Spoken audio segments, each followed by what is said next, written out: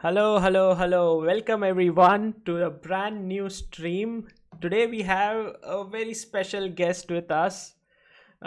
She is one of the top female players in the world of chess, Anna Muzychuk, world number 7, and actually the fourth ever player in the history of chess to have crossed 2600. How cool is that? So there was Judit Polgar, Humpy, Yifan, and then Anna. So unbelievable. And welcome to everyone who's in the chat. I'm going to wait for some time to get everyone gathered in. And this is our thumbnail for today. This is testing the brilliance of Anna Muzychuk. Well, I told Anna, we will look at some of your great games and, we can have a look. And Anna said, no, it's, I want to be tested. You should give me positions and I'm going to solve it. And so we decided that I'll pick up some nice positions and we are going to test her today. It's going to be amazing. You guys can actually witness the thinking of one of the greatest minds in the world of chess, and you can see it live. Nothing better than that. Okay, so everyone here joining in, a short intro of Anna before she joins us. So as I said, she is right now world number 7, but she's also 3-time world champion, 2-time world rapid champion, or sorry, 2-time world blitz champion, 1-time world rapid champion. I mean, she's won so many titles. She's won gold medal at the Olympiad on top board. She has won multiple age group tournaments. So definitely one of the best. But one thing which I'm truly proud of, I find something truly amazing in her, is that when she was the world champion in both rapid and blitz, and when the tournament was going to be held in Saudi Arabia the next time, when she was the defending champion, she actually decided not to go and play there because she was fighting for the rights of women, and she did not play over there. And this shows what an amazing character she has, and she's such a strong woman. In fact, there's a wonderful TED talk by her which you should go and witness. So that's for an intro. I think it's time to get her on air. Hi Anna, welcome. Hi Sagar, hello everyone. Glad to see you, and what an amazing intro you made, and what an awesome thumbnail. I really like it a lot. You like the thumbnail? Yeah, it was great, I think. Okay, fantastic.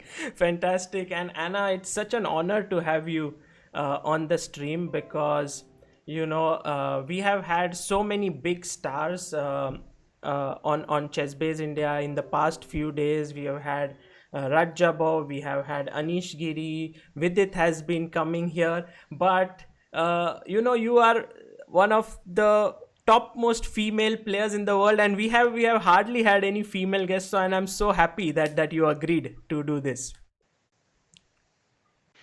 I'm also very happy that ChessBase India is contributing a lot to chess, and that you have streams with so many top players. It's really great because especially during this lockdown period, I believe many people are interested in chess, and especially in India, there is a huge interest. I believe too many players, too many kids would like to get acquainted with the game, to learn more about it, and improve their chess skills. Yeah, absolutely. I mean, the growth in chess, especially in India, has been phenomenal.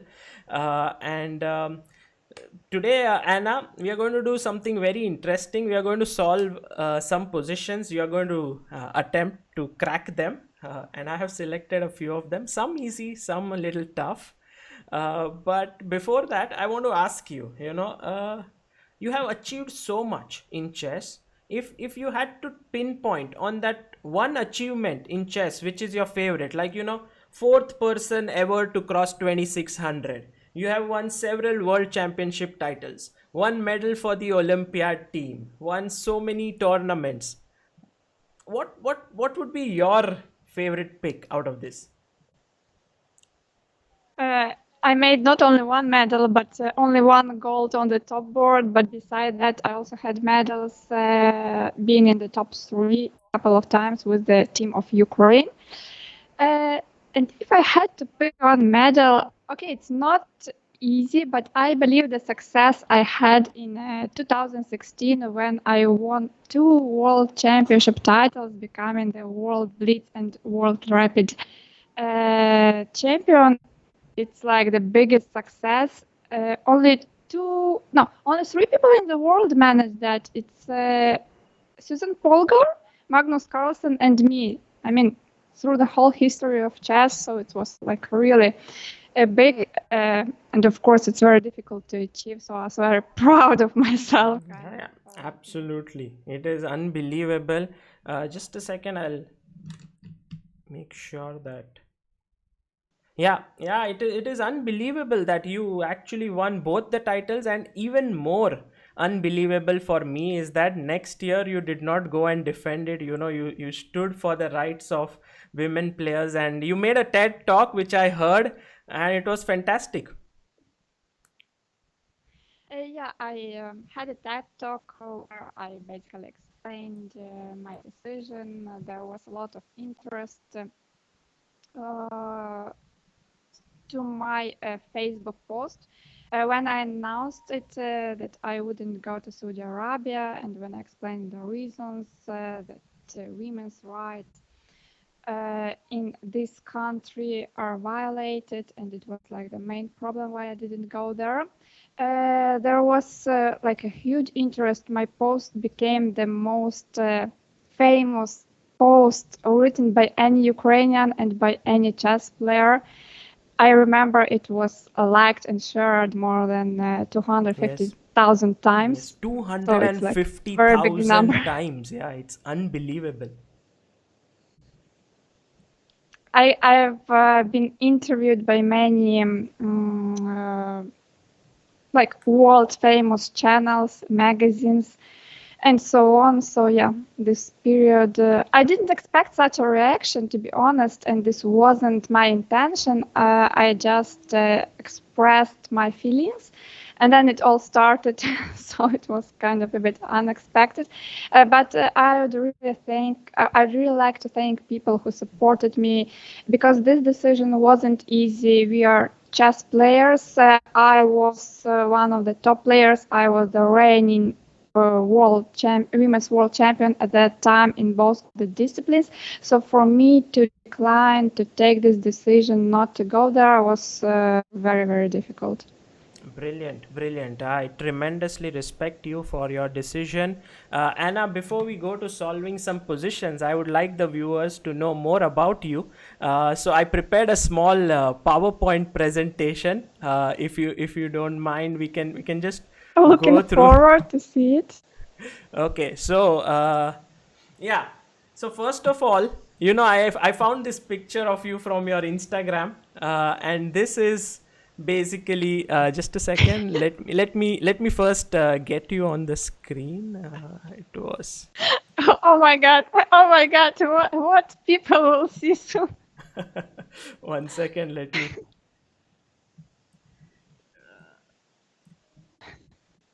I mean, guys, you will see something amazing. Well, I took it from the Instagram, so I thought it was okay to have this. Yeah. This is a funny picture indeed. It's me. It's not so understandable.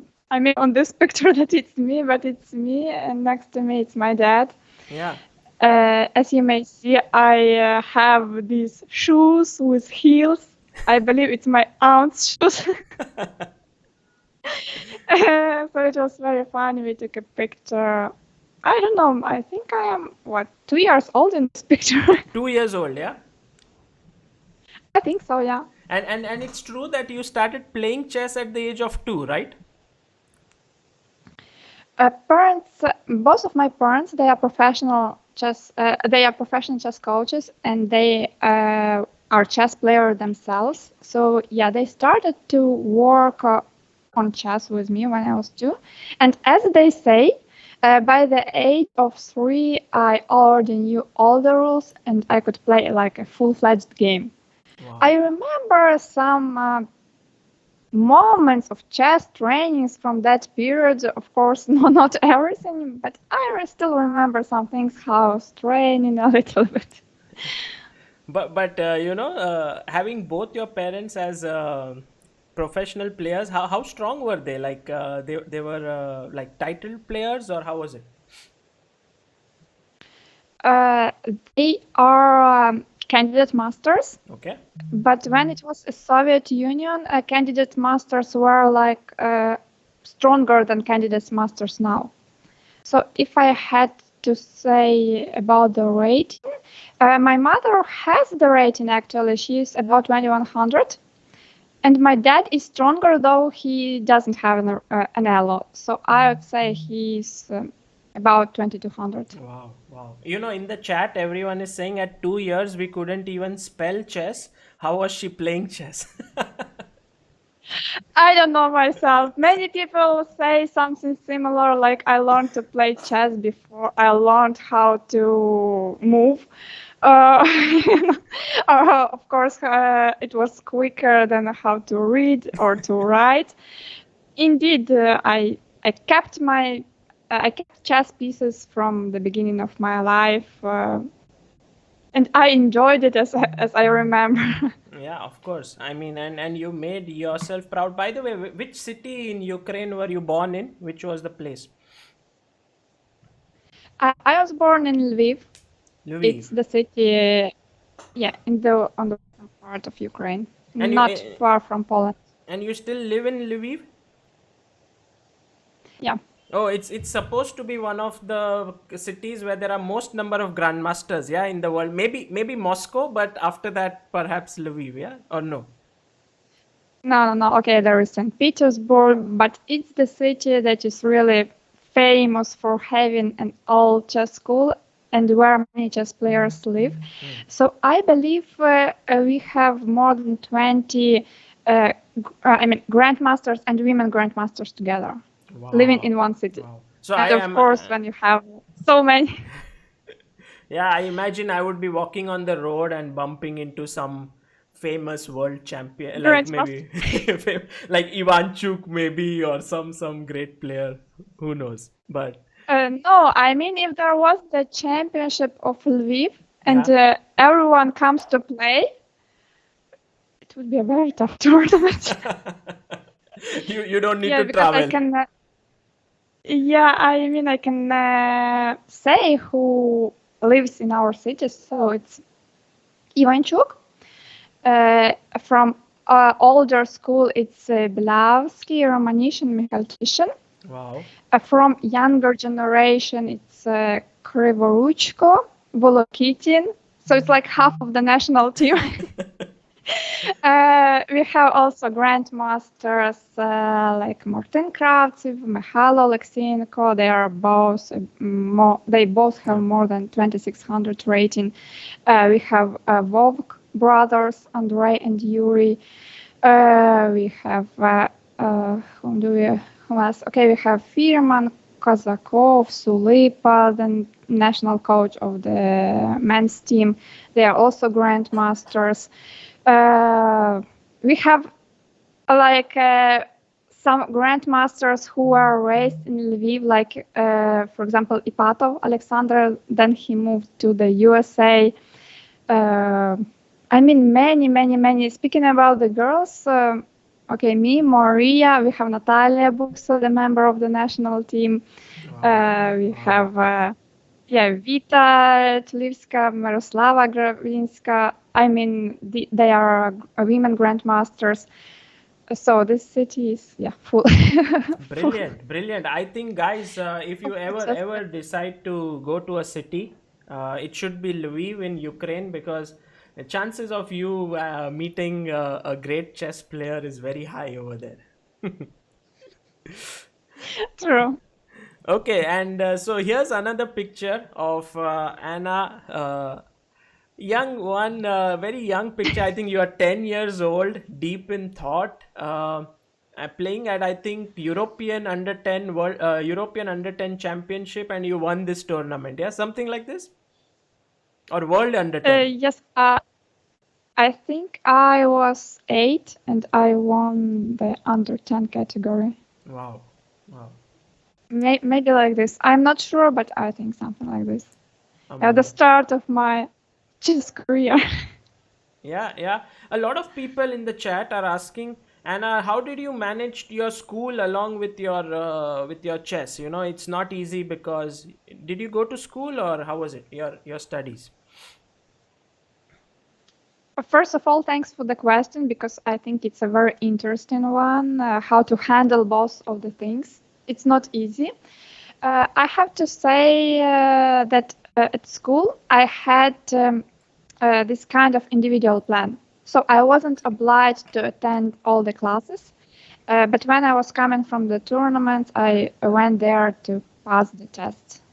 Okay, okay, fantastic. And you know, just because I couldn't remember all your achievements, I decided to write it down here. So to make sure I don't miss anything, you know, European under 10 girls champion in 98 2000. Then Ukrainian under 10 girls champion in 2000. Ukrainian and European under 12 girls champion in 2002. European under 14 girls champion. Oh my god, the list is endless. 2003 and 4. World under 16 champion in 2005. Silver at under 10 European girls 97 99. Under 12 European champion in 2001. Under 12 world champion. Under 14 world.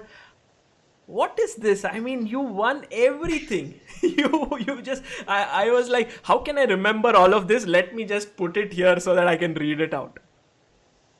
I mean, if you asked me to speak about this, I wouldn't remember myself, so no worries. The first time I won my European championship title in junior categories was in 1996. So I was 6 years old and I won European Championship girls under 7.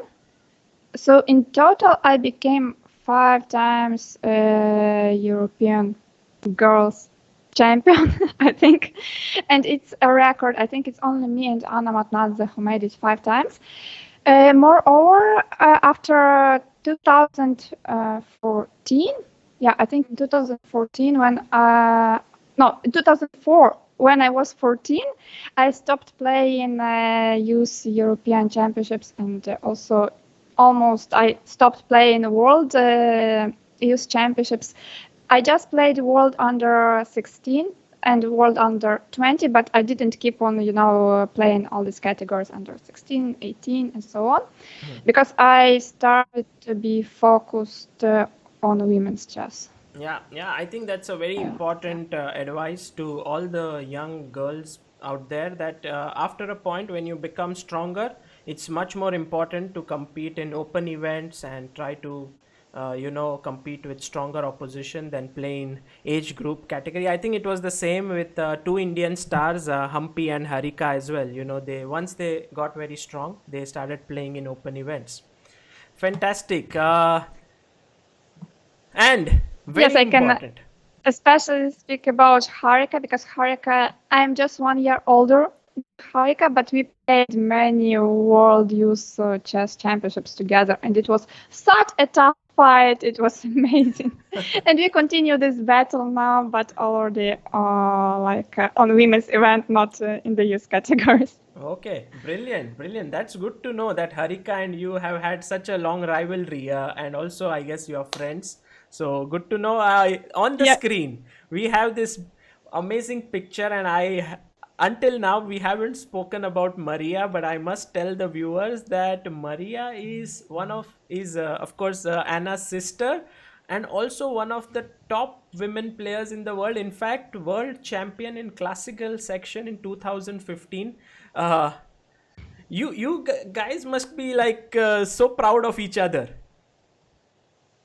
Yes, we are very glad that we both managed to become women's world champions. And in fact, we are the only sisters in the world of chess who managed that.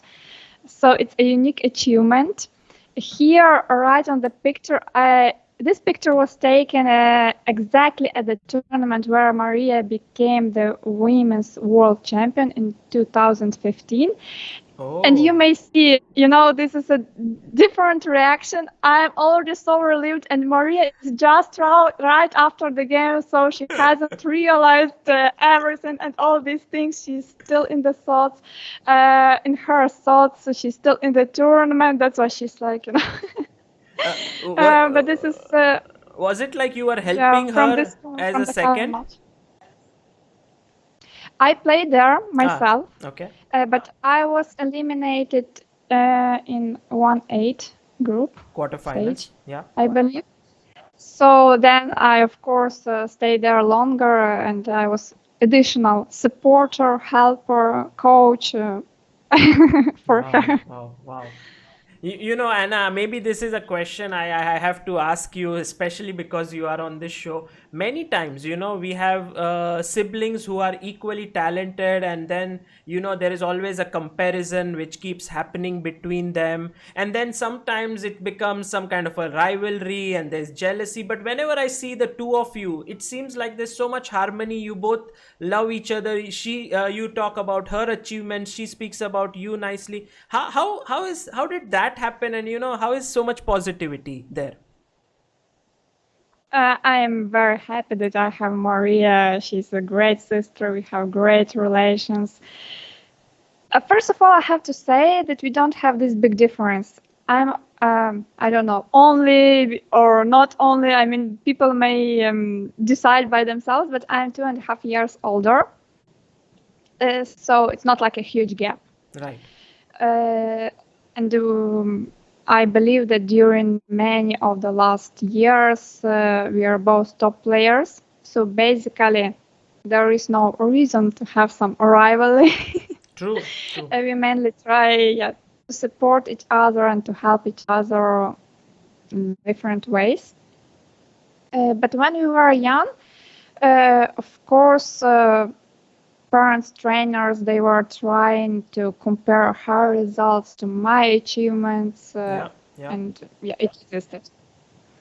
Yeah. And how did you, like, you kept, there was, well, it's wonderful, everything turned out well, but yeah, usually when two girls are equally talented, they are often, oh, look, she won and you did not win and stuff like this. But I think nothing like that happened. I wouldn't say that totally nothing. Of course, there was some pressure, not without it, because it's not like you're successful all the time. Sometimes you have good tournaments, sometimes you fail, and then you have to think what you do next, if you continue or not. Yeah. But parents try to support equally. Both of us, they didn't. They never said like, okay, we focus on you, and okay, Maria, for example, you play some bad tournament, goodbye. No. That never happened. So they were trying to support both of us, and of course, it's great what we have achieved.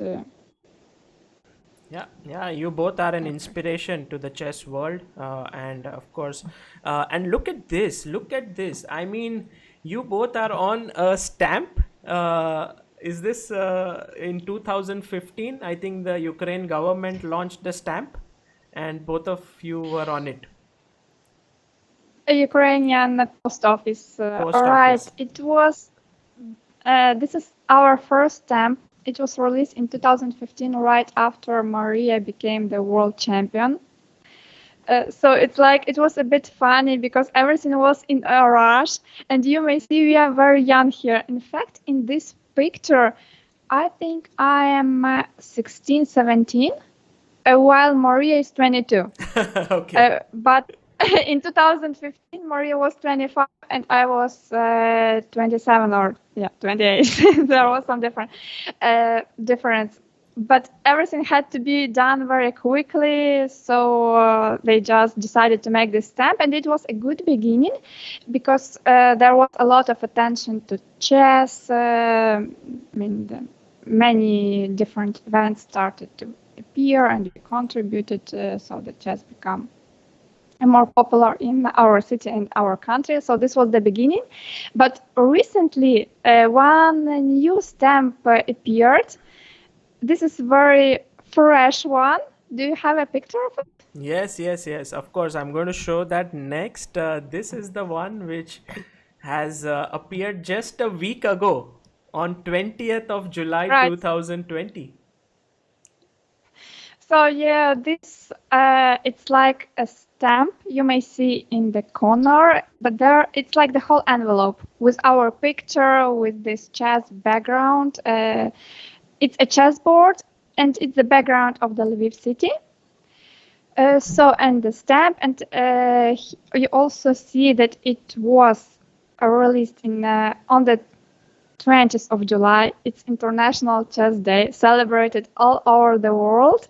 I really like the stamp and the envelope because I believe it's a nice picture. What do you think about it? Oh, it's a beautiful picture, and it's so nice. It shows both of you like you are so close to each other, smiling, and in the background, I think it's the city of Lviv. Or is it like that, or Yeah, it is exactly yeah, the yeah, city of Lviv and the chessboard. yeah, and the chessboard. So it's like you guys are the pride of Lviv, and chess is there. Such a nice one, such a beautiful picture. Thank you. And moving on, here is your 2016, where you became the world rapid and blitz both champion. In fact, you were already the world blitz champion, but you became the rapid champion as well. Must be a Yes, proud feeling.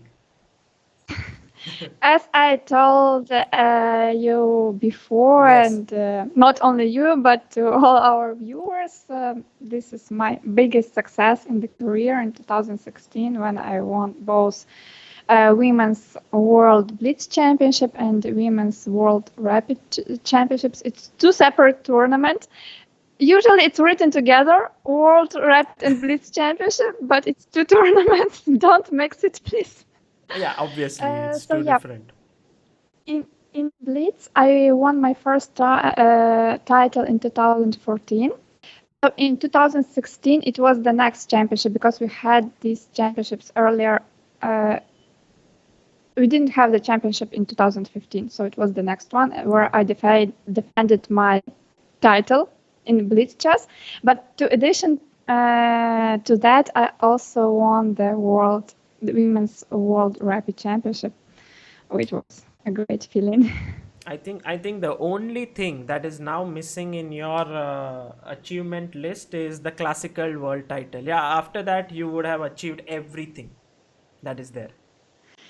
Basically, yes, I played in the final of World Classical Championship in 2017, but in the final I lost to Tanzoli, Yeah, Chinese yeah. famous grandmaster. Well, I'm sure that is around the corner, but okay, it's in the family. So Maria is already a classical, so it completes everything.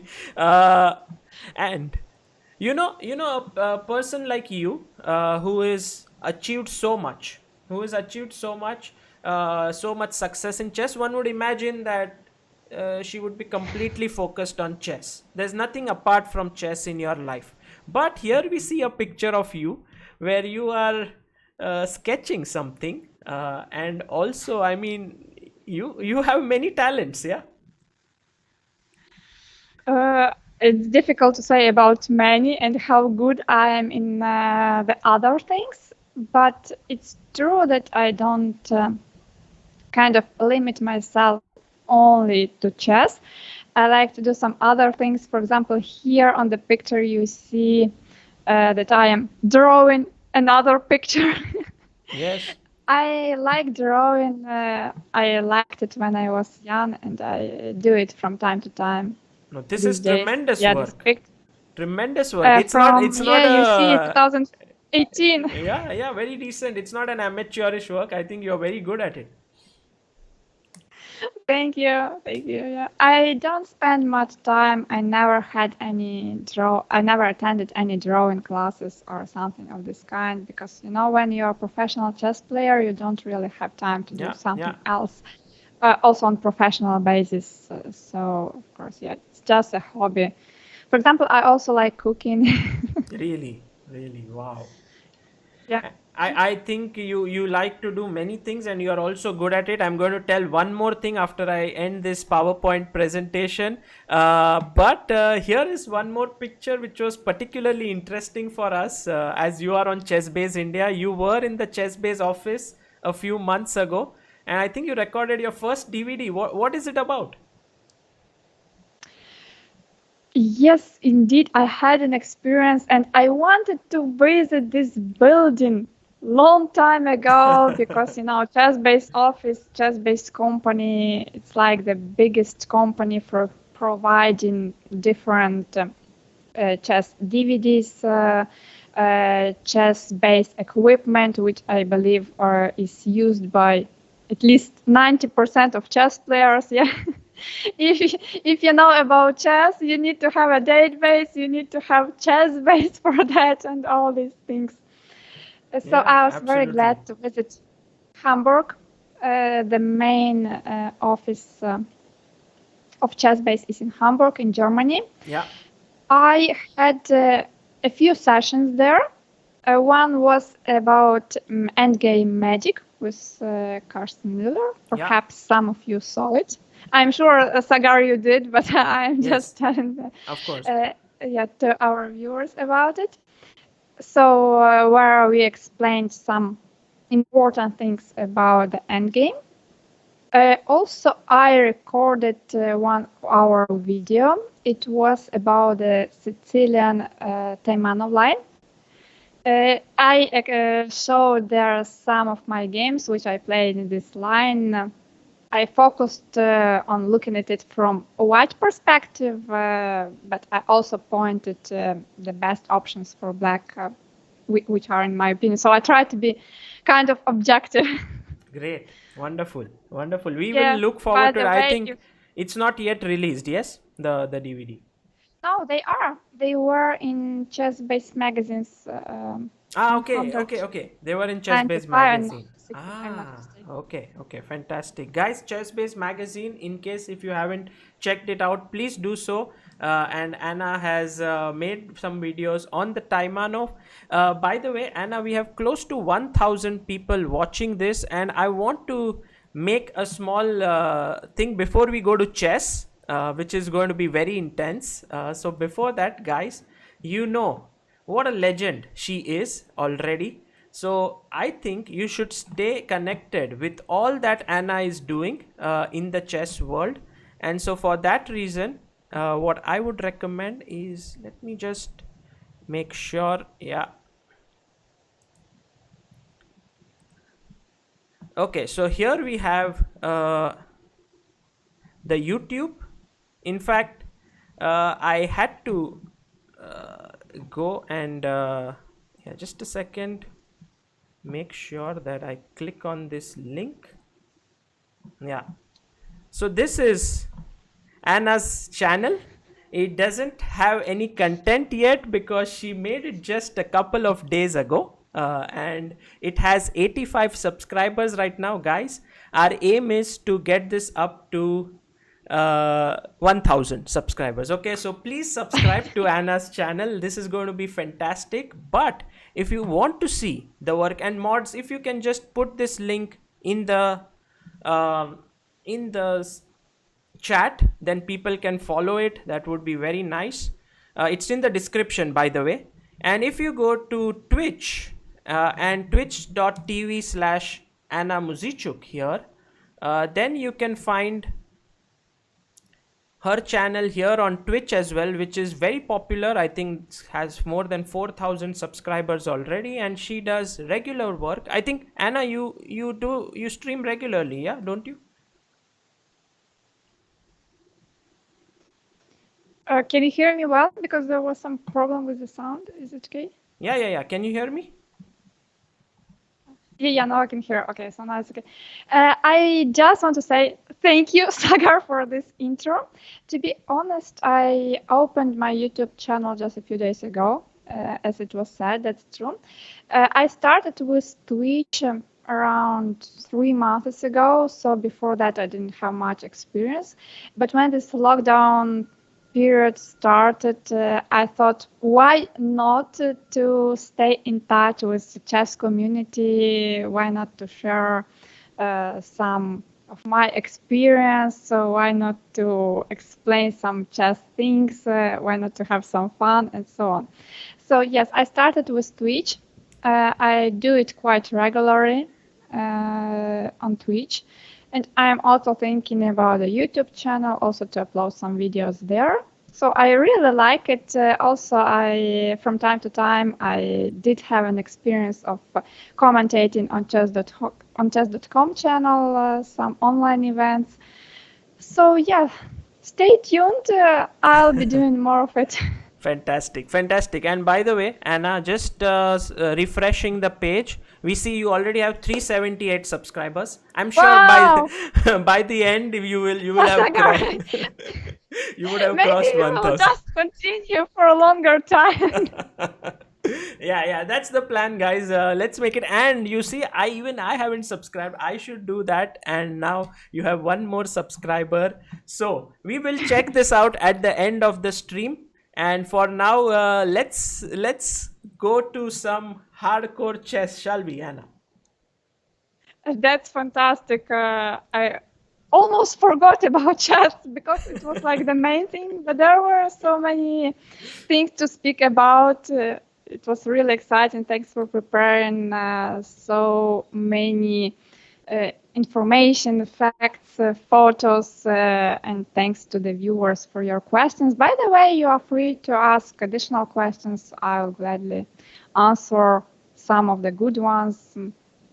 So, Fantastic. Okay, let's go. guys, if you have any questions for Anna in between her, solving, we know that she's good at doing many things. So I think she can solve positions at the same time answer your questions. It's going to be a lot of fun. So Anna, are you ready for the first position? I hope so.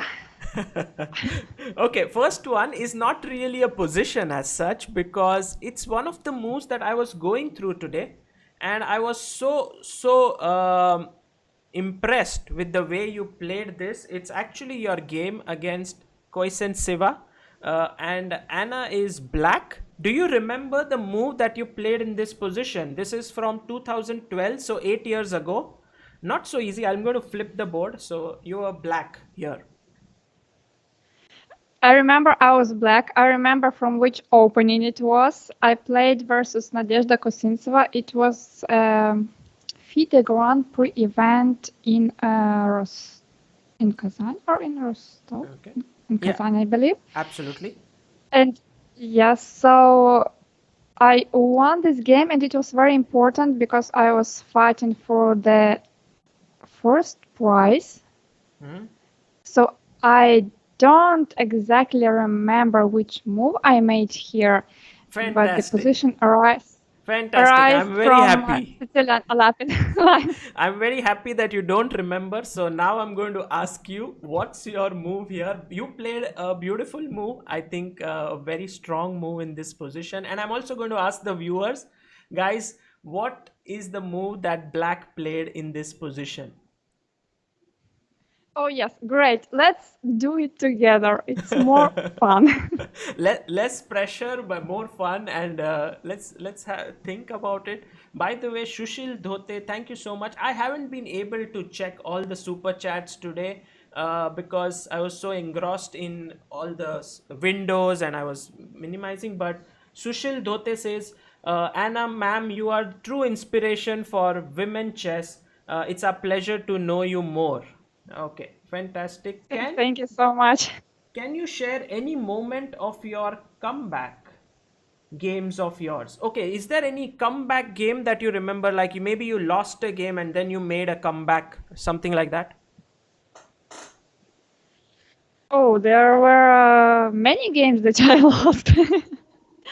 But well, from recent times, I remember a great comeback in last year, actually, in the candidates tournaments, women's candidates tournaments. I started terribly, horribly. It was a real disaster. I started with 2 losses. and I thought it's the end of everything. The candidates tournament. The candidates tournament is the tournament where top 8 female players compete, and the winner gets the right to face to play the match for the World Championship title. So it's like the very, very important event. Yeah, absolutely. And I had such a long preparation for it. I thought about too many things. I was well prepared. I thought I was in a good shape, and here I lose 2 games in the beginning. Can you imagine my feeling? Yeah. Oh my God. Not great. Not at all. Yeah. Oh my God. But then I kind of collected myself. And once again, I'm thankful to all the people who supported me in this difficult period of my life. I'm thankful to my coaches. Also, so in the end, I managed to finish second in the second place. Wow. Okay, I didn't win it. I didn't get the right to face Zhu Wenjun and to challenge her for the world champion title. But still, I mean, we're starting with 2 losses in such an important event, and then to finish second, it's like Yeah, really cool. it's actually what champions are made up of. They never give up. They are always fighting, and that's true of Anna. When I'm talking to her, she's so smiling, so jovial. You kind of forget that actually she is an amazing chess player. So Anna, in this position, you made a move which was tremendous. It was actually, it seems like you have an isolated pawn on d5, which is slightly weak. But here you found a weakness in white's position and you actually attacked it very nicely. Thank you, Sagar. Well, let's speak about this position from the very beginning. And since I don't remember exactly which move I made, it's even more challenging. So what can we see in this position? I'd also like to share some of my thoughts and the way you may think later when you are solving some puzzles. Oh, fantastic. So when I see some position, first of all, let's calculate the material. If I did it correctly, it's like, materially speaking, everything is equal. Yeah. Just black has the bishop, white has the knight, but it's equal. Now, after that, I think it's really important because when you're playing the game, you're more or less controlling what's happening move after move, right? But when you get the position, many people immediately start calculating some lines. They know some pattern. They are trying to make them work, and so on. But somehow, okay, let's try to control the position first of all. So I always start with calculating the material. After that, I prefer to think about the threats of the opponent. Okay. So it's black to move, it's our turn, but what are actually white's threat? As I see, there are no direct threats, so nothing is hanging, nothing is under the attack.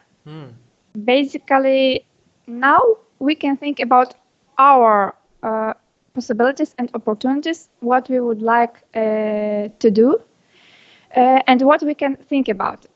So we see that there is a very strong knight on d4.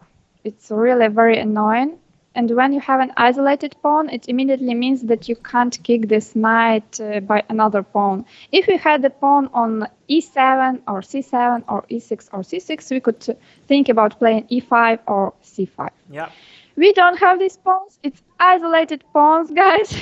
So, and it's a weak pawn if you can't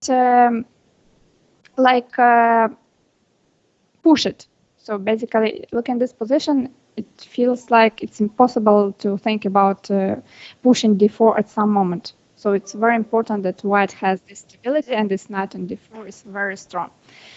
The bishop on g6 is not doing much. While what we see in the position of white, the weaknesses. First of all, look at the king. This move f3 was played, and we see there is the pin from the queen on b6, yeah, to the king on g1. One more thing we see, there are some problems with the pawn on b2 because there is kind of another pin. If the knight from b3 moves, the pawn on b2 will be attacked and we may simply take it. So this knight can't move, the knight from d4 basically can't move, so there are two pins. We may also see that pawn on a4 is kind of unprotected. Okay, it's not hanging, but we may think about it. If we attack it, then it's not so easy to defend it. One more thing I would like to speak about is about the trades. So which pieces trades are in white's favor and what is in black favor. Okay. White's dream in this position will be to get an endgame where they have the knight on d4 where the versus the bishop on g6. It's like it will be fantastic because the knight on d4 will be very strong, the bishop on g6 will do nothing, then the king will come closer to the center, the pawn on d5 will be even weaker.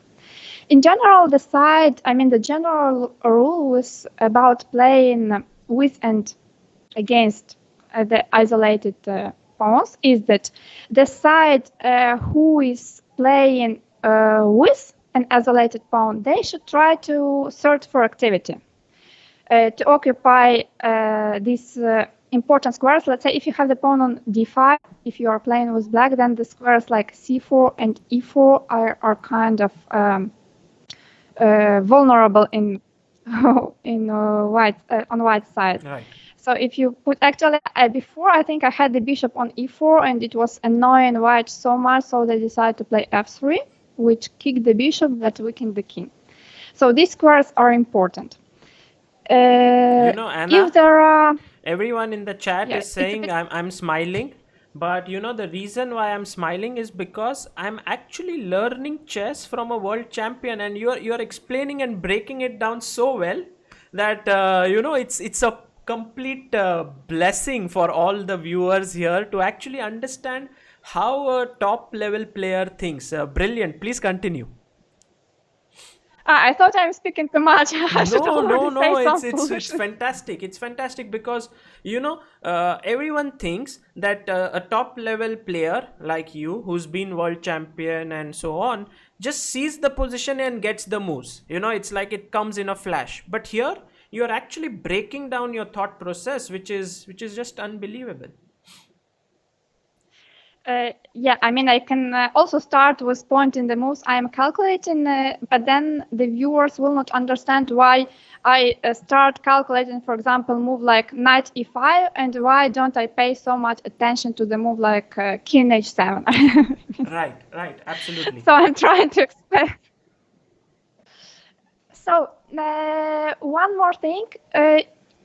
If you get this position from the opening and you still have dark squared bishops on the board, let's say usually black has the bishop on d6, they think about trying to create some attack with playing something like bringing the queen to h4 or bishop b8, queen c7 or queen d6 also causes white some trouble.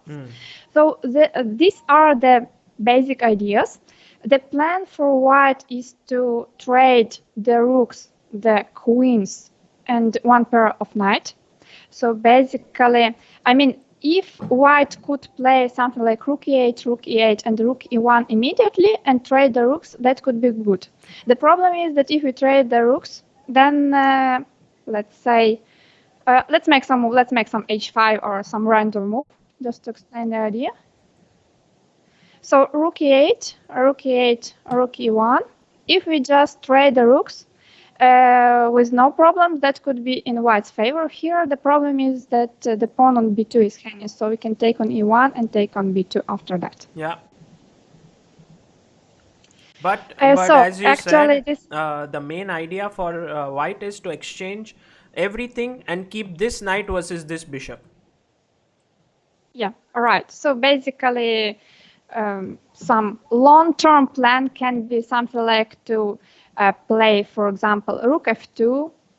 Maybe you can even move this from something like, yeah, just to explain. Let's say, I don't know, king h7. I mean, just to make some Sure, moves. sure. So queen one, king g8. It's just random moves, but I'm explaining white's idea, yeah? And now white takes on e8. And play rook e2. Nice, nice. So yeah, in this way, the pawn on b2 is protected, and this would be cool for white. So let's go back to our initial position.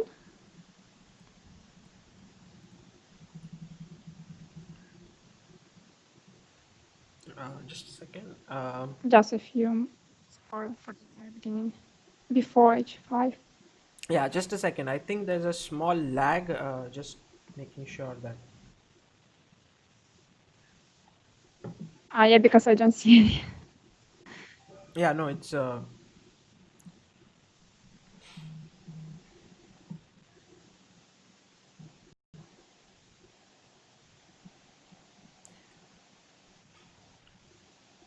Okay, guys. There was a small lag there, but I think we are back on air, and very sorry for that. Anna, please continue. I think we just broke up like the explanation. So coming back to this position.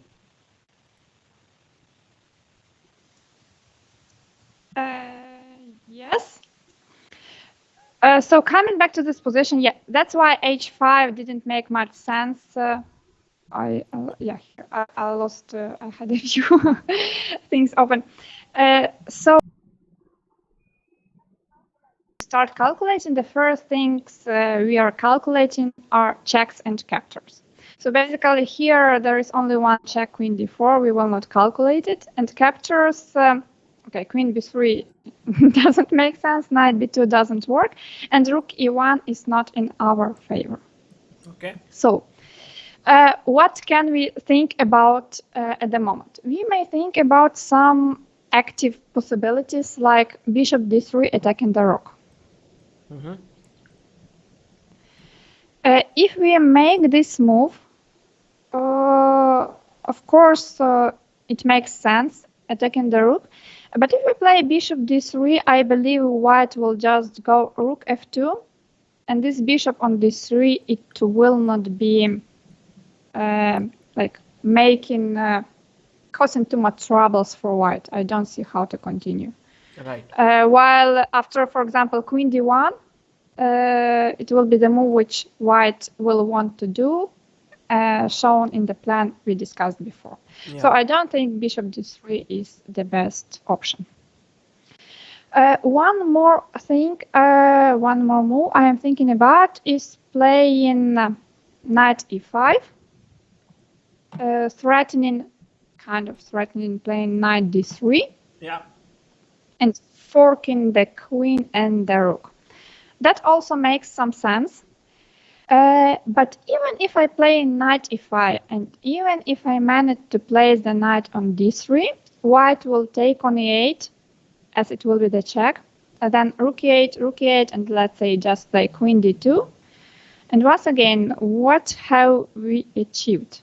Perhaps not so much. Yeah. Good. Thank you, Sagar, for helping. Now we had the knight on c4, which was stable.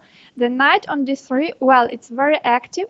But you may see that if white, for example, plays f4, f5 in the next moves, this knight may be even trapped. Right. That's why I don't like this move that much either. If we start from, once again, from this position, one more idea that came to my mind was to play bishop f5.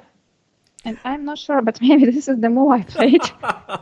This is the move that you That played. was But why? Why is this move? I mean, okay, first of all, we understand that the bishop is not hanging because it's pinned. But why would someone just put the bishop on f5?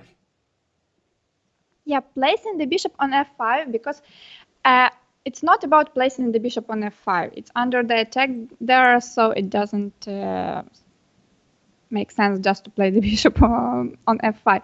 But the idea is to play bishop d7 on the next move and attack the a4 pawn.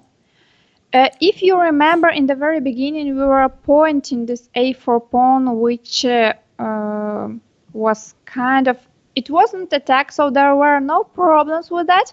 But when I saw the position, I kind of saw that if we attack this pawn, it will be really difficult for white to defend it. For example, after bishop d7, if let's say white makes some move, I don't know, king h1, bishop d7, if I understand correctly, the only possibility to defend the pawn on a4 is to play queen a1. Yeah, and it's horrible, yeah, to put the queen here. Or it's like, I mean, placing the queen on a1 means that something is wrong with the white's position. Absolutely. Not always, but usually you try to keep your queen closer to the center. That's why if we make moving white's queen to a1, it will be huge progress. That's why this idea of transferring the bishop to d7 came to my mind. And that's the way I came to it. So I am glad I made the move. It made me realize I didn't start to play wars after 8 years. And you know, I was imagining that you would remember this position and you would say in an instant, oh, I played bishop f5 here. But what was really nice to see is that you didn't remember the position. So you kind of recreated your thinking. You slowed down for the viewers. You are like, let me break it down. And you came to this move by actually pinpointing that the pawn on a4 is a weakness. And you brought your bishop from g6 all the way to d7. What a nice explanation. So, I mean, as you may see, I played a5 before, and white decided to play a4 because if black played a4 themselves, then the knight on b3 will be in troubles. Yeah. So I kind of forced white to play a4 and then attack this pawn, and eventually won this game. Yeah, I'll just show the viewers many moves. How the game ended. She went bishop h5, opponent took rook e1, she took queen a1, and now bishop d7. And as Anna pointed out, the only way to defend this pawn is actually to go queen a1, and this is actually a poor square for the queen, and she now is planning to infiltrate with her own queen. Very beautiful play, I think. Amazing, great game. Thank you. Thanks for these nice memories. Yeah. By the way, Anna, we had some questions, but I think I will first give you one more position to think about. This one is actually a tricky one. Do you want to start with an easy one or a tricky one? As you wish. As Okay. you prefer. Okay. I'm going to go ahead and give a slightly tricky one, and I enjoy the way in which Anna actually breaks up her thought process. So here it's white to move, and let's see how she tackles this one. Okay, let's try to do it. Yeah, this is not your game, but it will be fun anyway to see what should white play. And by the way, guys, please make sure that if you subscribe to Anna's YouTube channel, I think Anna, we actually crossed 600 people on your channel already. So amazing. Thank you so much. So you know, and listening to you explain these positions, I'm sure more and more people are going to subscribe to it because they would love to learn from you more chess like this. Yeah. Okay, let's try to crack this one. Okay. So once again, we are starting from calculating the material. White is exchange up, but black has a pawn for that. So it's like a slight advantage for white, but not that big. Okay. What are black's threat? Okay, the threat is to take the queen. Also, the rook on e7 is unprotected. So basically that immediately somehow tells you that if you move the queen, be careful because the rook on e7 is hanging. So Anna, I actually learned something important from this. First, you check the material, and second, you try to look at what your opponent is threatening. So it's not like Right. you check first what you want to do. You check what opponent is threatening. Yeah, that's how you usually go ahead. Yeah, it's not like I am inventing something new, but I know that many people do it in different ways. Okay. Some people are starting from the king. They are trying to understand whose king is weaker because they say, okay, if you give the mate, then who cares about the material and so on. Okay, it's right. But somehow I prefer first to understand the position in general, the material, the threats, and then proceed with the threats and ideas I want to make working. Okay, fantastic. So with the threats, it's clear. We can also see that white's king is a bit weak. There is no pawn on f2, and there is no luft. So there are maybe some problems if black starts to attack. Sure. Now let's think about our possibilities. And as we also mentioned, the first candidate moves we should look for are the captures and checks. Okay. So basically, looking at this position, we see that we can trade the queens. We can play a queen b4, rook b4. But after these two moves, if we evaluate the position, I think it's just a drawish position, I believe. Sure. Well, white has more chances to crack it, but objectively it's a draw. Right. So what else? It's like already in the worst case, we will just trade the queens and we will not lose. so first thing out, the loss is out of the mind. Even if you just exchange the queens, this is going to be a draw, but very few winning chances, especially because the bishop is so well placed on e6. Yeah, it's protected. So for winning this position, you will have to trade one pair of rook. You will have to bring one pawn to g5, then bring your king closer and try to exchange your second rook for a bishop and the pawn, and then hope for a winning pawn endgame. But it's like you have to do 1 million things. Yeah. I mean, there are some ideas. If we speak about the ideas, white has more ideas in this endgame, but if black plays accurately, more or less, then of course they will hold it. Yeah, sure. Okay, so we are not exchanging the queens. What else can we do? What's the next What thing else on your can mind? we do? The next two moves, which are in my mind, are rook g6 and rook e8. Okay, both checks. Let's start from a worse one, which is rook g6. It's also a sacrifice, so it's more direct, easier to calculate. We see that if f takes g6, then there is the mate on g7, so this is not a good option. But if black plays h takes g6, I don't... okay, I see how to proceed here. We have this trick with rook e8. Okay. This trick is very popular one because it's a deflecting trick. Okay. If black takes the rook, then we take the queen. All right. And if you go to the starting position, we had this trick also in the, on move 1. We could also try to play rook e8. And once again, if black takes, we take the queen. Right. What is nice for us. Yeah. Yeah, but let me just think about this position, because after rook e8, there is also the move king g7. Okay. So why did you give up this variation, like takes and rook e8? Not like I gave up, but I'm just pointing the possibilities. Okay. Because, if we go to this line, rook g6, 8 takes g6, sometimes you have to compare the lines. Because maybe we pointed two moves, rook g6 and rook e8.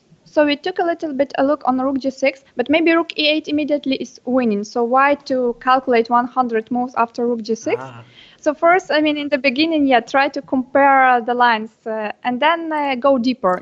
Of course, if you have like 10 possibilities, then it's difficult, to go through all of them.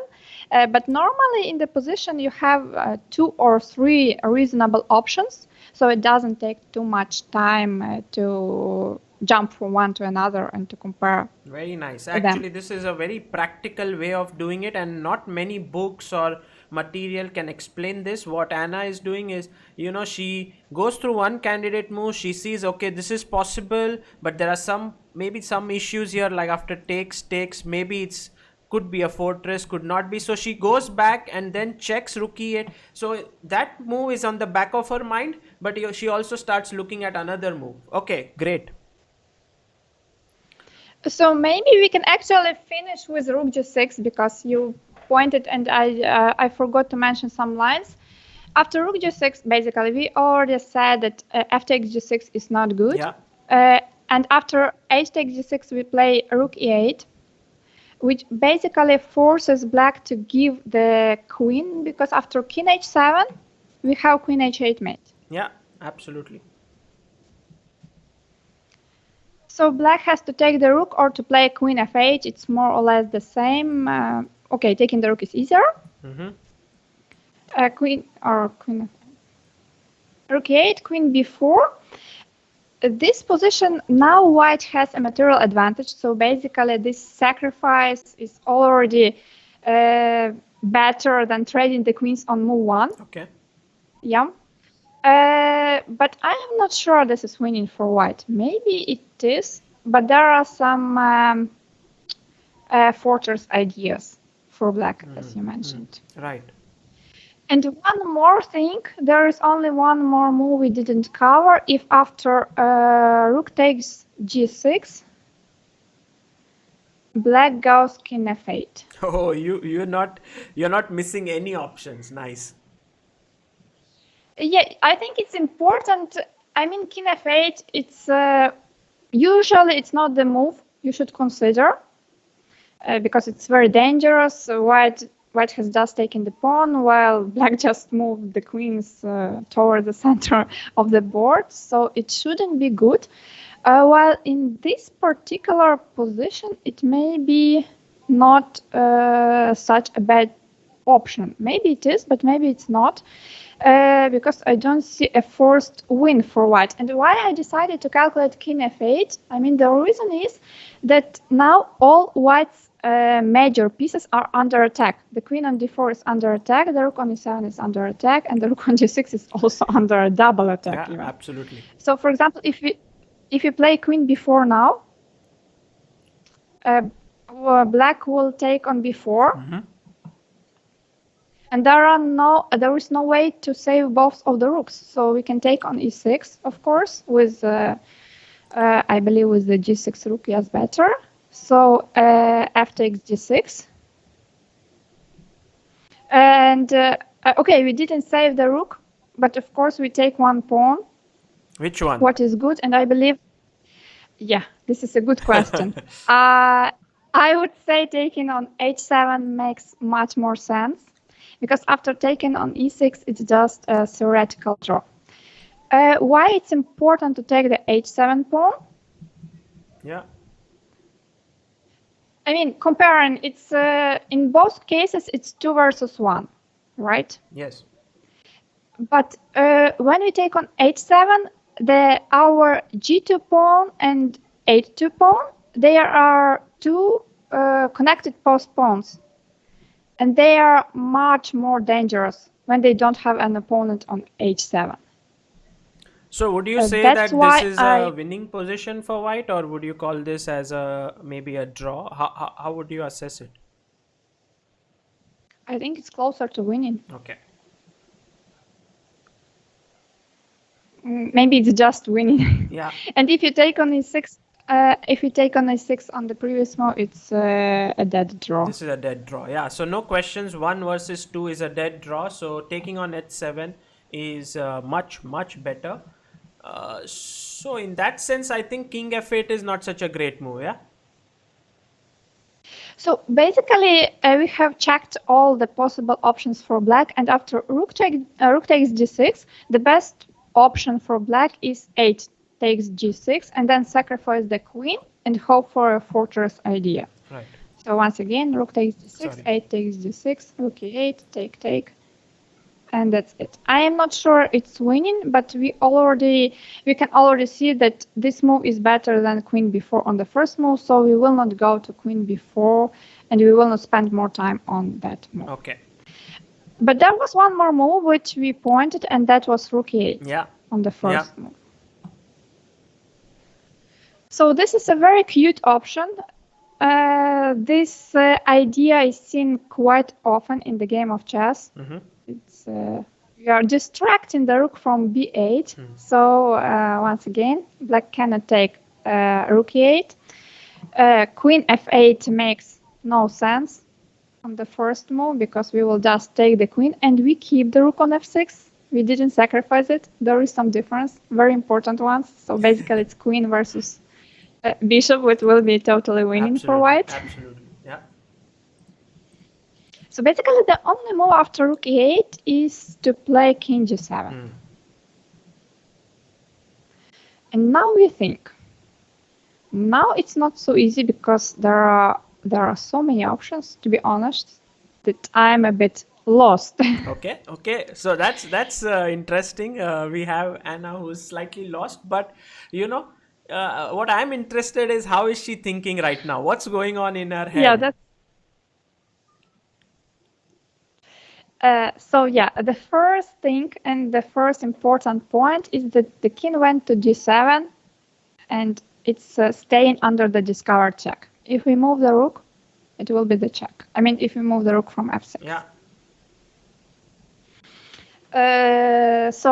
The only possible options to move the rook is to move it to f7 or g6, because if we move it on any other place, then queen d4 from black side will come with a check. Right.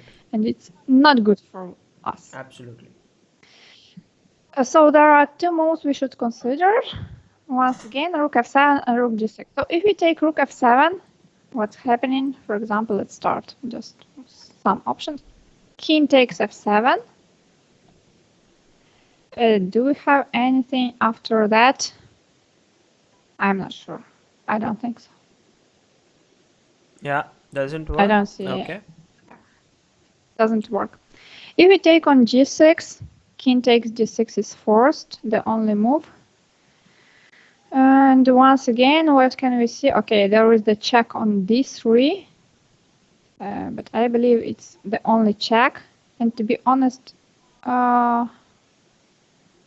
I'm not sure. Okay, king f6 or bishop f5. Black has plenty of possibility, but king f6. And I don't know how to continue. Okay, we can play queen f3 or queen f1. Yeah, there are some options after. But let's go back. Just to make clear, rook g6, king d6, queen d3. Yeah, Anna's in the chat we have someone Scale Tail who says true honor to meet Anna even as a beginner, getting a lot to learn from this. More power to you. You know many times Thank you so much. when we have such a prolific guest on our show, many of the people who are just beginning to play chess, they are of course very interested because they get to know about a world class player. But when the chess begins, they are like, okay, now that's over. Like, we cannot learn anymore because the calculation goes really quick. But you are so patient and you're breaking down the moves one by one. Where does this patience come from? I mean, how do you do that? From experience and long time trainings, I guess. I am in chess already for 27 years or even 28, depends how to calculate. So yeah, I am training my calculating skills actually almost every day, because that's what you should definitely pay attention to on any level, from the beginning till the I mean, the top players, Magnus Carlsen, he's also working on his calculation skills for sure. Do you also So this teach is really people? very important.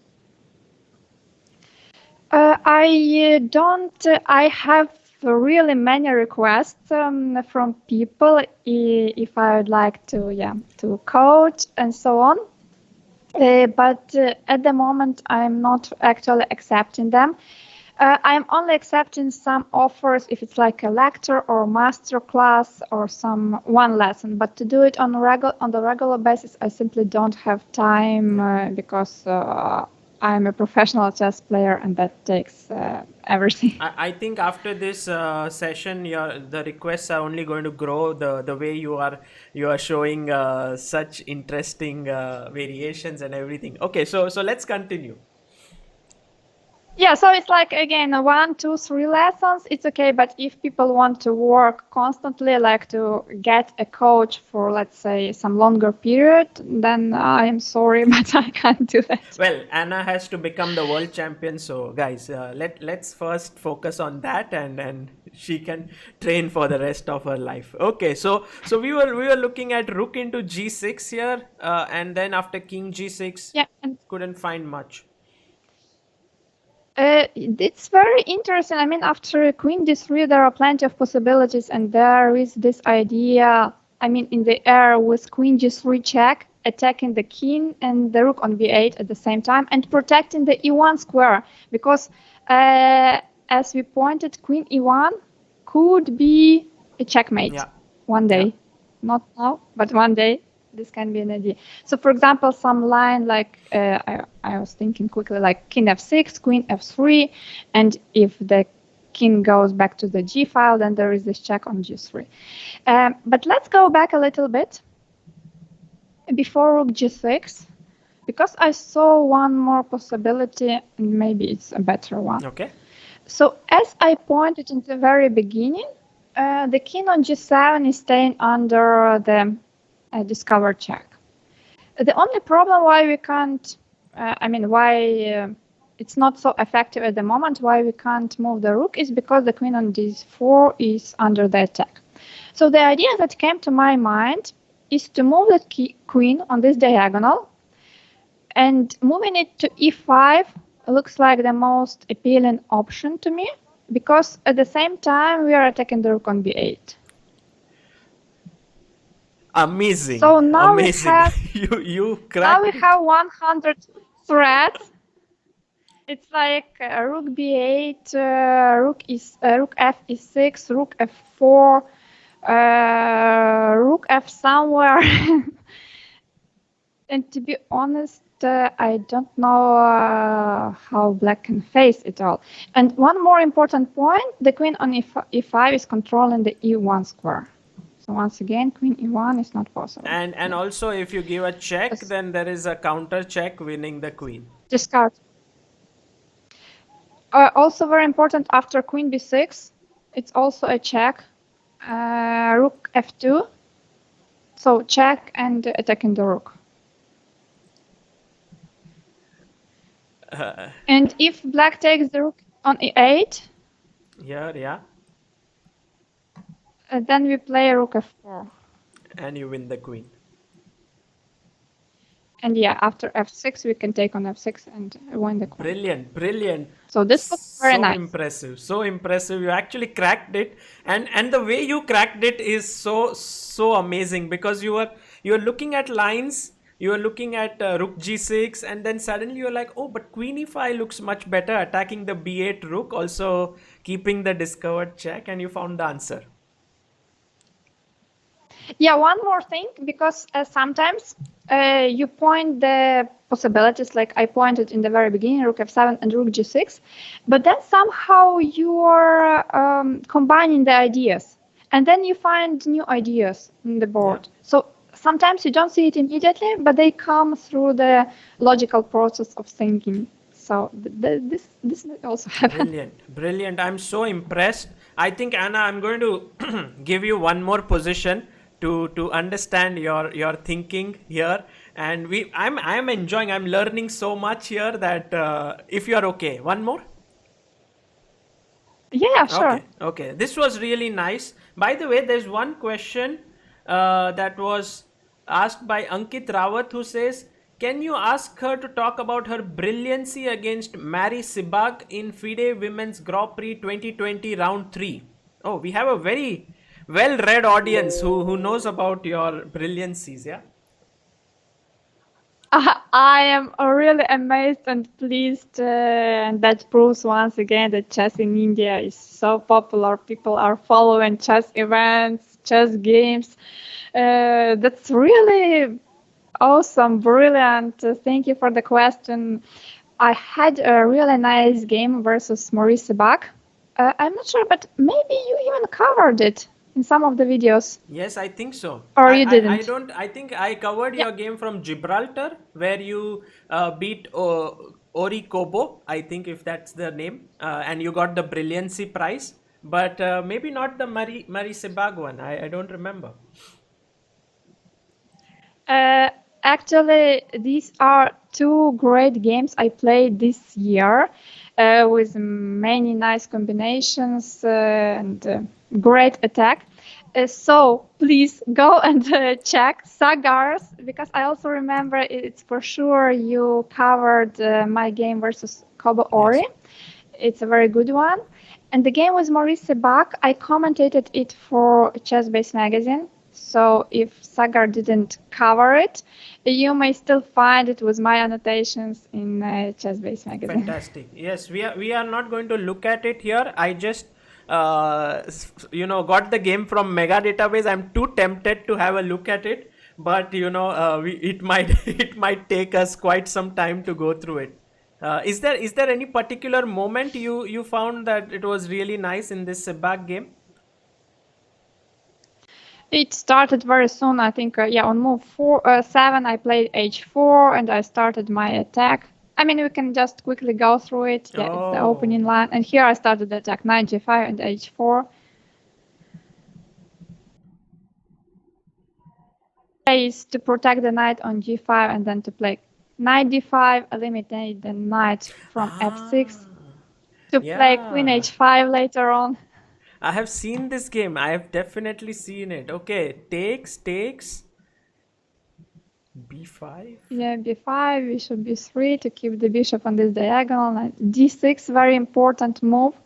Sacrificing the pawn, but to keep the bishop and to win some tempos. So bishop d5, rook b8, queen finally comes to h5. Brilliant attack. Okay. By the way, can you stop here after queen h5? There was a very cute threat. The queen on h5, it's not only the attack of f7 pawn, but the idea is to play queen g6 and to mate. So let's say if your opponent is careless and plays bishop b7, of course you can win this pawn, but much better would be to move in here. Yeah, you can even put queen e7, which is a logical move. Yeah, sure. To defend the f7 pawn.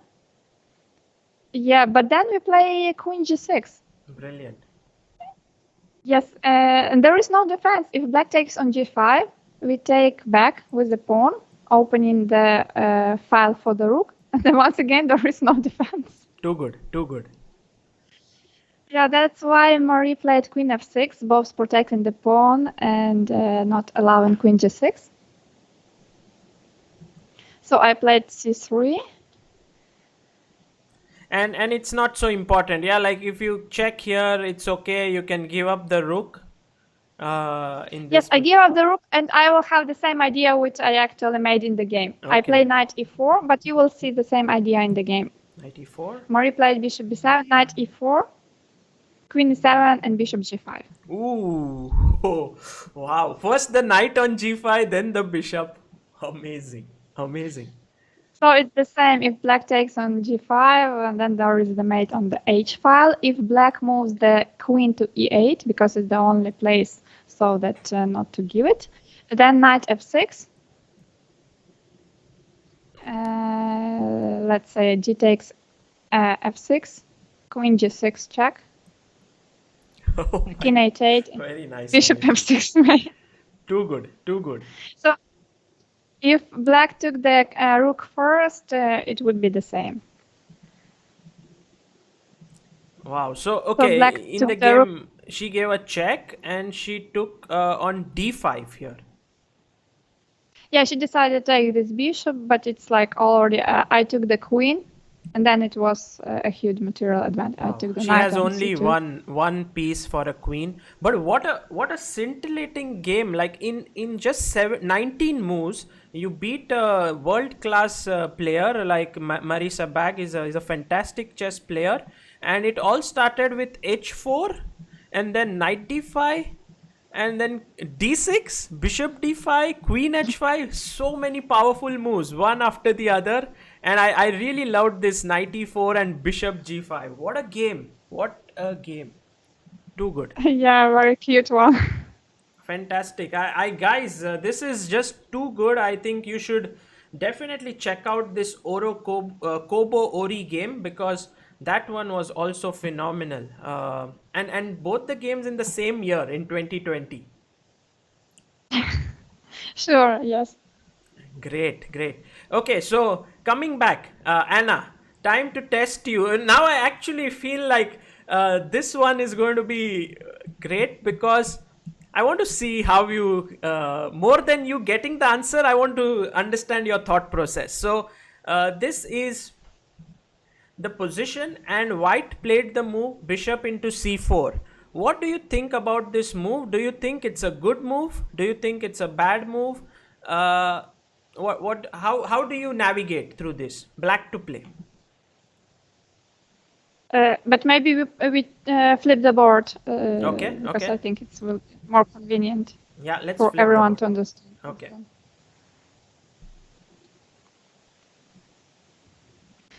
So let's speak about bishop takes c4. Okay.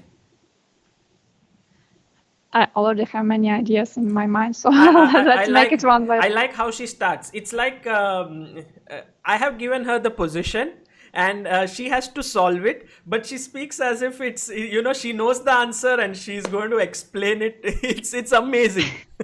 Okay, so black to play. No. I mean, right at the moment, I'm not sure I know the answer, No, of so I course. just have many ideas. So basically, white took the pawn on c4, and if that was for free, it could be a good move. But there are some problems with this bishop on c4. Because if we take potential, if we take the knight on e5, and if we take the knight on c3, the bishop on c4 will be undefended. Yeah, something like so this. just some random, something like this. So there was a small problem. Another thing that concerns me a bit is what do white play after f6, attacking both of the pieces. I started in a bit different way this time because calculating the material, I think it came from the opening, so I was following the game. And I already realized that black took the pawn on c4 while white just recaptured, so it's clear that it's equal at the moment. While speaking about the threats, there are too many threats. Can you just put the position after bishop c4? So we can see like queen b3 may be the threat, queen f3 may be the threat, but queen b3 looks more challenging because it's not only attacking the knight on d5 but attacking the pawn on b7, so perhaps this is like a huge threat even. Right. Yes, so speaking about bishop c4, there is this drawback that the bishop is a bit undefended, maybe a bit undefended, and f6 is also the move that is interesting. Of course, we can play if you don't find something very concrete, we can think about castling because it's just the opening stage and we have to develop the pieces. So castling also makes sense. Yeah. But first of all, we calculate captures and some direct options. Okay. So let's go one by one. I don't know from what to start. Maybe, okay, we started with bishop e5. Let's go with it. Okay. Bishop takes e5.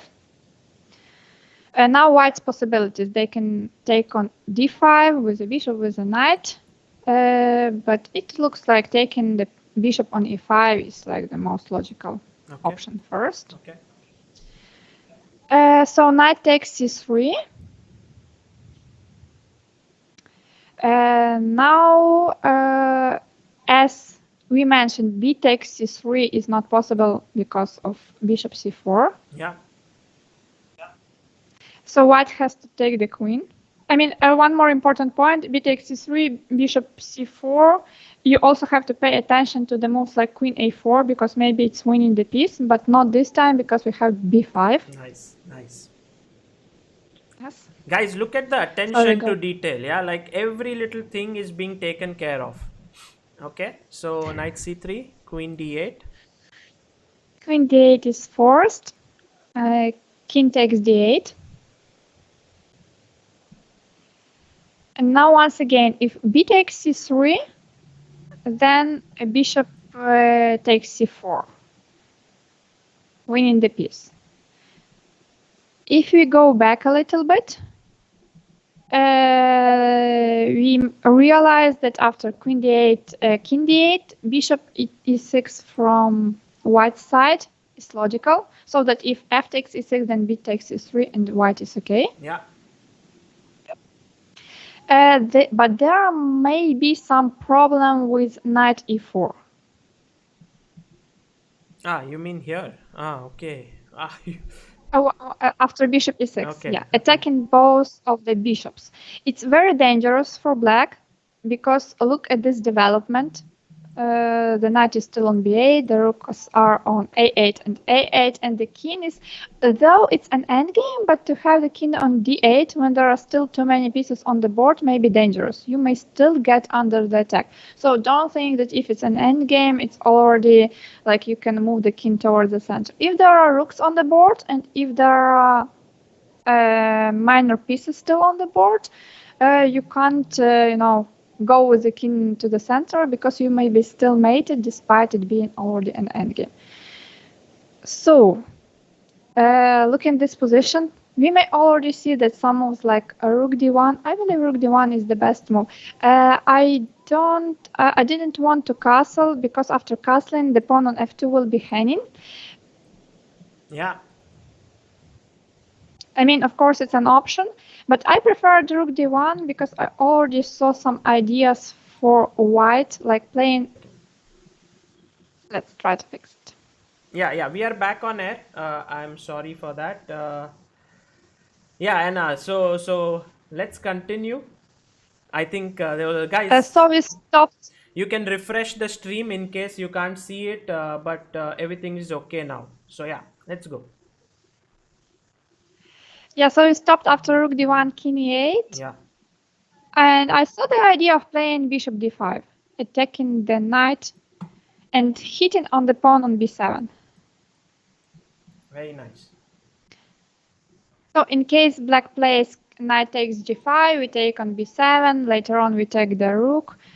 I don't believe that black will be even able to trap the bishop on the a8 because it's very difficult to do so. True. So that's why I believe all this line is not that great for black. The way we could try to improve it is on move first. Okay. So what else comes to the mind? The other possibility is to do it in a different way. First, to start with knight takes c3. Okay. Let's take a look at this move. B takes c3. Now, of course, if we take the bishop on c4, then white will just recapture. But maybe not just recapture. Because after this recapture, we have one more move, and the important one, which is queen d5. Okay.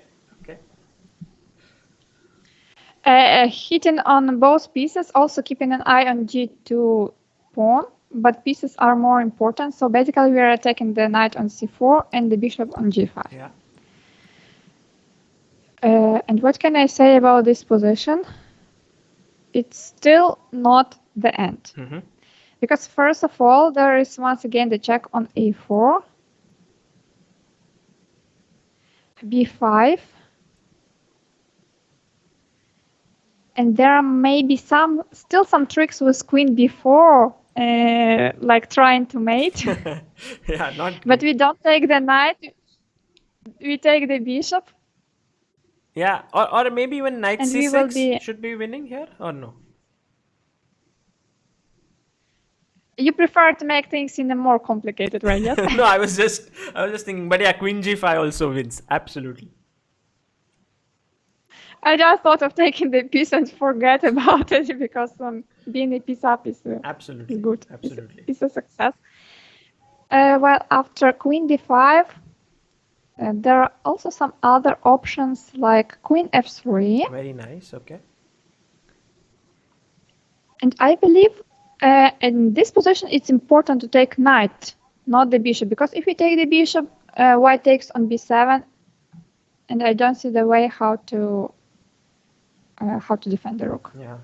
While if we take the knight first, instead of taking the bishop, and white still takes the pawn,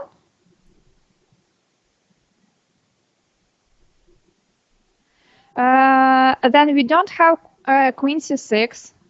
It's important. We don't have queen c6 because queen c8 comes with the mate. Nice. So we can't do it. But we may think about taking on c3 with a check. And you know, if I had this in the game, I would already stop my calculation here because king e2 is the only move. And in the worst case, black just repeats. But I believe that even if we castle and white takes on a8, the queen will go a little bit too far. And we have many of the attacking options. Also, we could first... I mean, for example, here we can think about playing knight c6, queen b7, rook b8, then the rook is coming to b2. Looks very dangerous Oh my for God. white. Yeah, fantastic. You see how Anna is going step by step, but when she wants to accelerate her calculation, she can also speed up. So she saw all these things very quickly, and you're absolutely right. Taking this is so dangerous, and actually castles and black should be winning here. Yeah. Yeah, but also one more important point. If you have a draw in your line calculations, please mark it somehow. Because you may forget about it and then forget about the line, especially if there are too many options, too many moves. But if you mark that at least you had the draw, you can try to go there and then try to search for something more. Because sometimes you don't calculate like 20 moves ahead.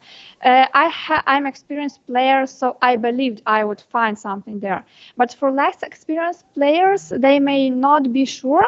While, okay, if you are comparing the lines and you know that, okay, at least I'll have the draw there and you see that the king is on the center. So if you don't see it immediately, just point that at least you will have a draw and you may try to get to this position and then try to find some better solutions.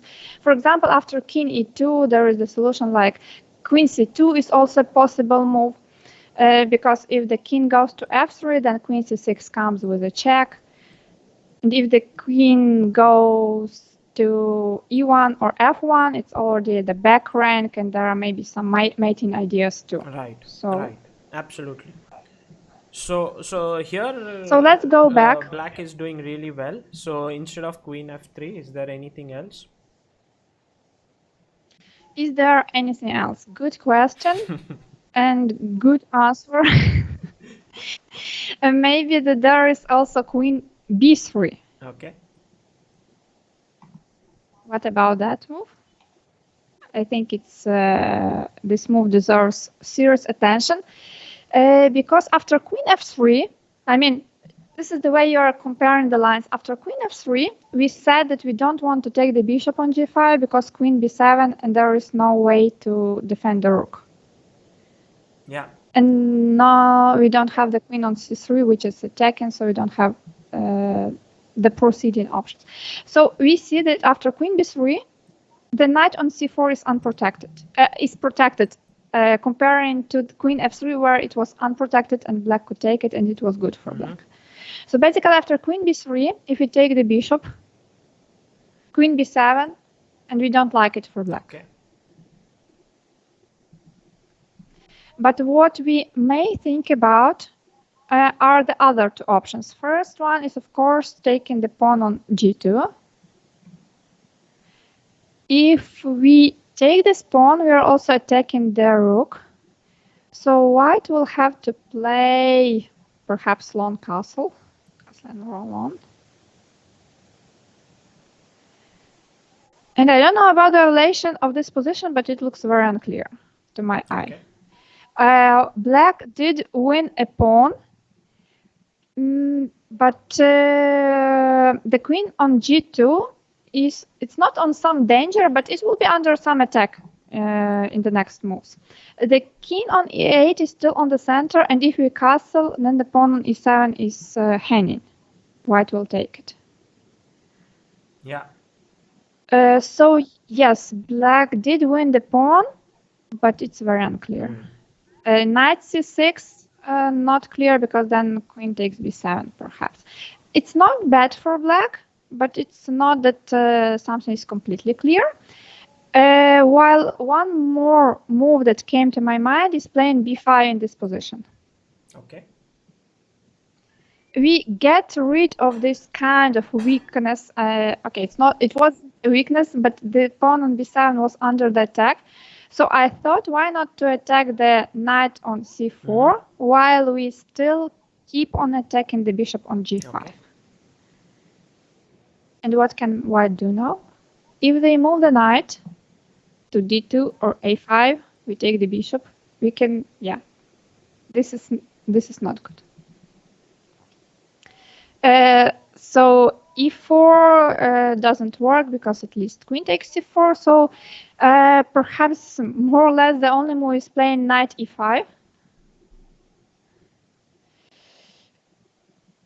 Queen on d5 is under the attack now. So taking on g2, I don't believe it's so great because once again there is castle, and moreover the pawn on b5 is also hanging. I'm not sure about this line. But after knight e5, there was one more idea. To trade the queens and to play f6.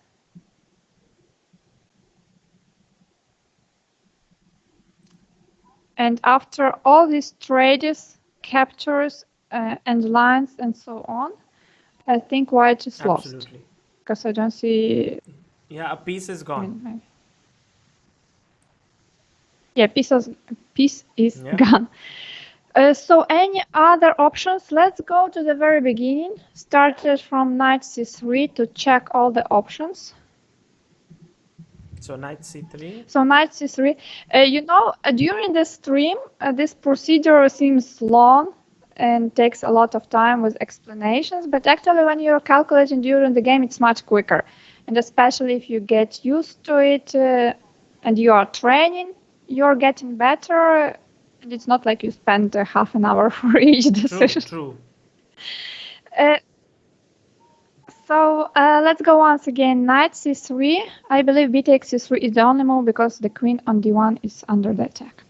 Bishop takes c4. Again, a forced move. So queen a4 is not possible because of b5. Otherwise, if white doesn't take the bishop, black is a piece up. So knight c4 is also forced, I believe. Queen d5. And are we missing anything? You saw two moves here, queen f3 and queen b3. And queen g4 is the last important one, I believe. Absolutely. She doesn't miss anything. Yeah, like fantastic. I was thinking, okay, Anna is going to miss queen g4 and I'm going to say, oh, you didn't see queen g4, but there you saw it. But in the beginning, we also mentioned, instead of knight c3, the move of f6.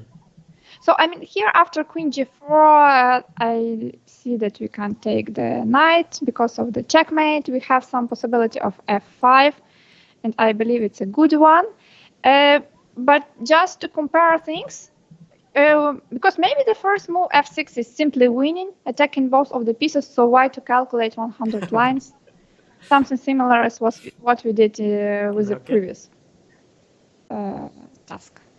So what about f6? Let's take a look. If white doesn't do something very, very quickly, then it will be game over. But to my eye, it doesn't look so clear. For example, after queen b3, attacking the knight and attacking the pawn, and this was white's threat, as you mentioned. Absolutely. So yeah, if black takes on e5 or g5, white takes on d5, keeping 100 threats, and all black's position is so much damaged after one move that I can't believe my eyes. Yeah. So this is not good. If after queen b3 we play knight c3, attacking the knight, so that we want to take the bishop after that. On c4, but then bishop takes e6, attacking the knight, attacking the b7 pawn. One more cute idea is bishop d7, knight d7, queen f7 mate. For example, okay. after knight e4. Wow. Brilliant. You know, Anna, I just received a super chat from Avik Mukherjee who says, Anna is such a wonderful teacher. Glad she's here. In fact, the chat is all about saying, if Anna streams, I'm going to attend her streams. You know, the way she's teaching, I'm learning so much. It's right there. Everyone's saying so. Glad about it. Yeah, thank you so much. Thanks. It's really, really nice and important. Yeah. To know, because for me, I mean, some people make streams for fun, which is of course also great. We need more positive emotions, while I think I can really explain some things I can do myself, the things I understand myself, and people can learn from it. So if you really learn from it, I mean, I already got lots of positive feedbacks from my Twitch streams, because people say, "Oh, we really like the way you are explaining the things," and I'm thankful to all of you, because that makes me realize that people like it, that they understand that I am explaining it in the way that they don't lose the thread, that they actually keep on going, keep on understanding what's going on. They kind of understand why this move, why not that move, what was the idea, and so on. So well, Anna, happy. You started today's stream with 27 subscribers on YouTube. You are now up to 828 subscribers. So I'm actually waiting for the day when you will start streaming, because those 800 people are surely going to be there, you know, to learn from you. And it would be amazing, guys. This is one position which Anna will finish, and then I'm going to give her one last position where she will solve it, not like trying to teach you guys, but she will solve it like at her speed in which she thinks at the game. So this is one last. So until then, let's try to get it up to 1000, as we had decided before the stream began, you know, like at the start of the stream. So okay. Good, great. So back to the position. Yes, we are here. I feel f6 has serious drawbacks, and this queen b3 is so annoying. I don't see what we can do after that. That's why I really prefer the first line. I mean, the line we checked before, which starts with knight takes c3, b takes c3, bishop c4, knight c4, queen d5, and we are here. And the last, not the least, interesting move, which we mentioned, was queen g4, protecting the bishop on g5, and not allowing black to take the knight on c4. So what black can do now? Black can just develop something like castle or knight c6 and keep the threat of attacking the knight on c4. Both moves are okay. Yeah. And I believe black is at least no worse. Perhaps they are better, but can we try to look for something better? And the move I mentioned before was the move f5, attacking the queen and attacking the knight. But just a second, do we have anything better than f5?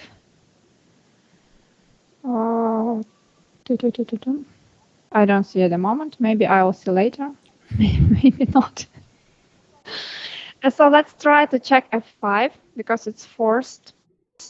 It's forcing white to do something quickly. And after f5, so what can white do? If they play queen f3, it will be even a worse way for white, because after queen b7 we can now play queen c6, and queen c8 will not be the mate because now we have king f7. Right. This was so queen f3 doesn't square work. created because of f5. Okay. But after f5, white can go queen e2, protecting the knight. And now we take on g2, attacking the rook and the bishop. Brilliant. What can white do now? Castling, but castling we take the bishop. There are maybe some tricks with knight d6 and queen b5, but I don't believe it.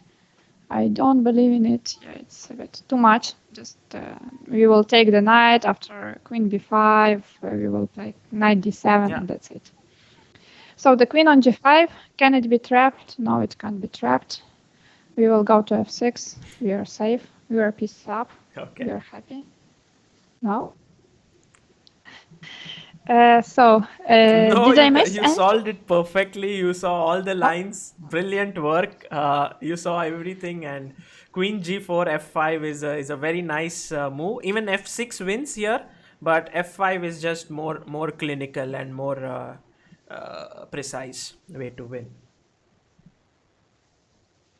Good. So Anna, if you have the energy for last one for the day, I will keep it very simple, not a tough one, but you can calculate in the way in which you would calculate in your normal game. Okay, not for the viewers here, but for the way. Let's say this is your game, and I want to see. We would like to see that. So this is actually a tough one, but also it's a game from one of the greatest women players of all time. I mean the best, Judit Polgar. It's black to move here, and here Judith came up with a brilliant idea. I don't know if you have seen this game already. Yeah, this is a tough one, but okay, let's just sorry for putting you in a spot, Anna. This is but I So now it's a real challenge, yes? yeah, now it's some kind of a real challenge, and this one is black to move here. And Judith, actually it's not a winning move or anything, but there's one line which gives black a great position, like a small edge from here, while all other moves give give white a small edge. So you have to find the move which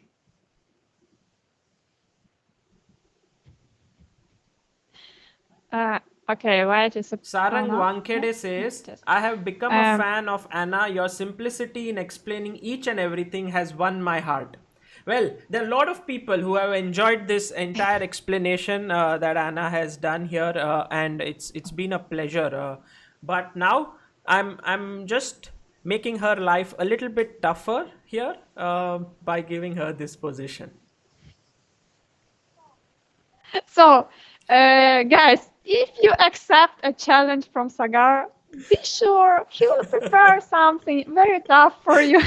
No, actually the previous He will make you suffer a little bit, but it will be a lot of The fun. previous positions were also not easy, but the way you broke them down was so cool. I mean, it was. I guess they were not as simple as they looked, like how Anna broke it down. She was very meticulous, but now it comes a time where it's going to be where she's not going to explain everything step by step. She's just going to tell me what's happening and what she thinks. Yeah, yeah, uh, a top GM. Yeah, Like in like life. as if she's Okay. playing this on in a tournament, and that's So some pressure, but let's take it okay. in a easy Okay. way. So what I see, what is a pawn up? It was not a blunder. I believe it was a sacrifice. Some moves earlier, black played g5, which is a typical idea. Okay, I'll just explain a little bit. Black gives this pawn to get this brilliant square for the knight on e5. Which compensation black has for the pawn? The compensation is that this queen on g2 is too far and it's under the pin. The pawn on e4 is attacked by the bishop on b7. Well, the queen has to stay there to protect.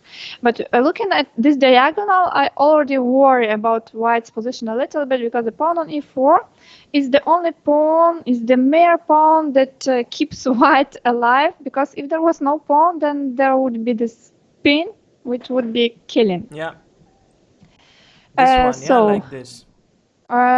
we yeah. So, what are the logical moves for black? There may be some general moves like bishop g7, rook c8, or queen c7, trying to improve the position. But let's try to go for something more concrete. The typical black ideas in Sicilian in general are to break with d5 and to play the knight on c4. So the two moves which are actually the most interesting for me are these two, d5 or knight c4.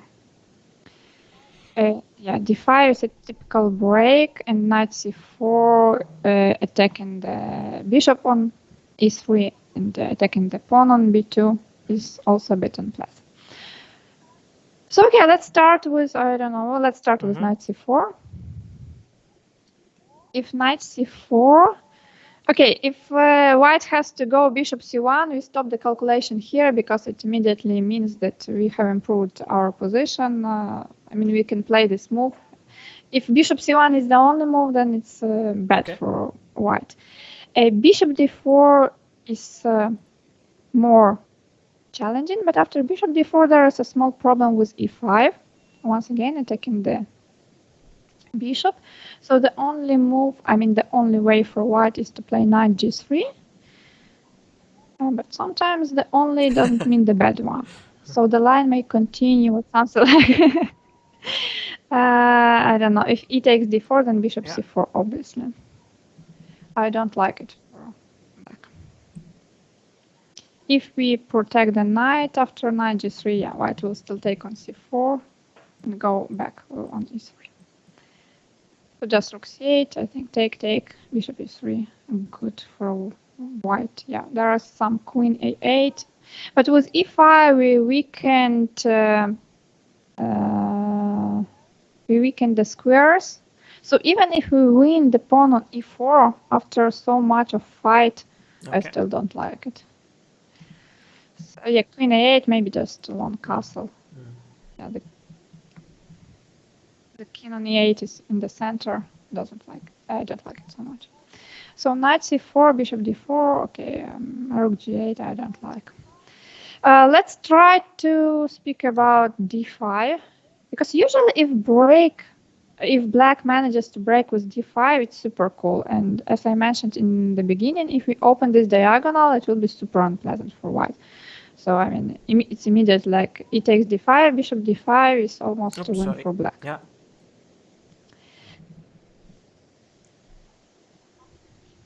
So after d5,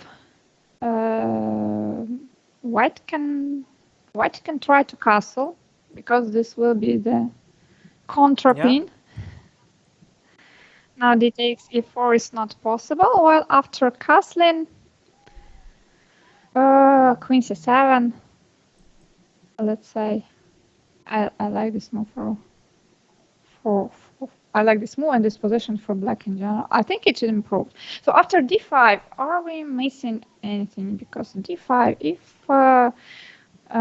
this breakout works, I mean, for example, bishop d4, there is some pin. But after bishop d4, we may simply play bishop g7, keeping all our threats.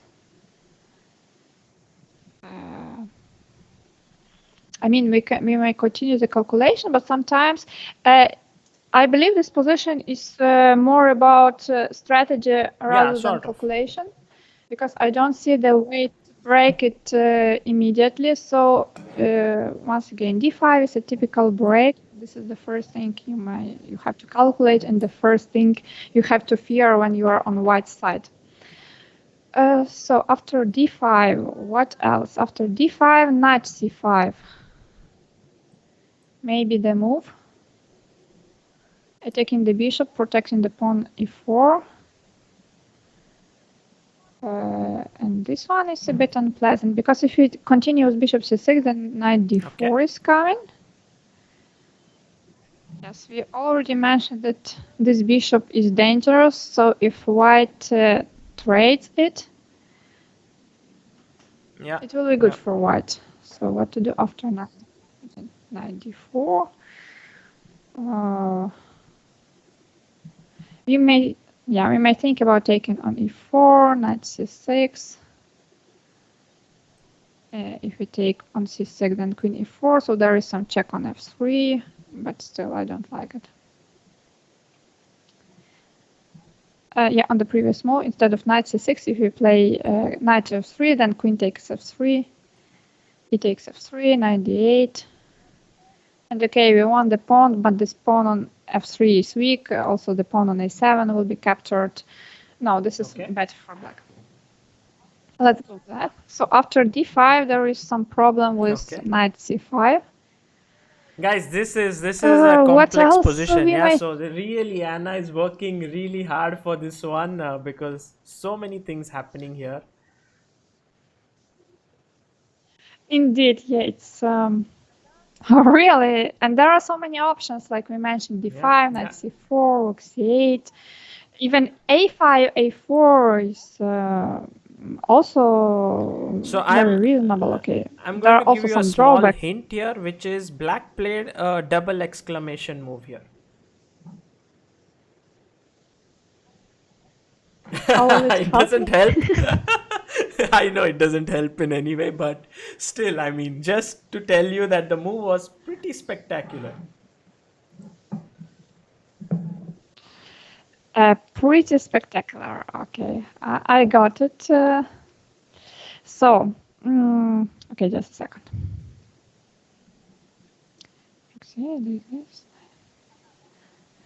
Okay, it actually helped, perhaps.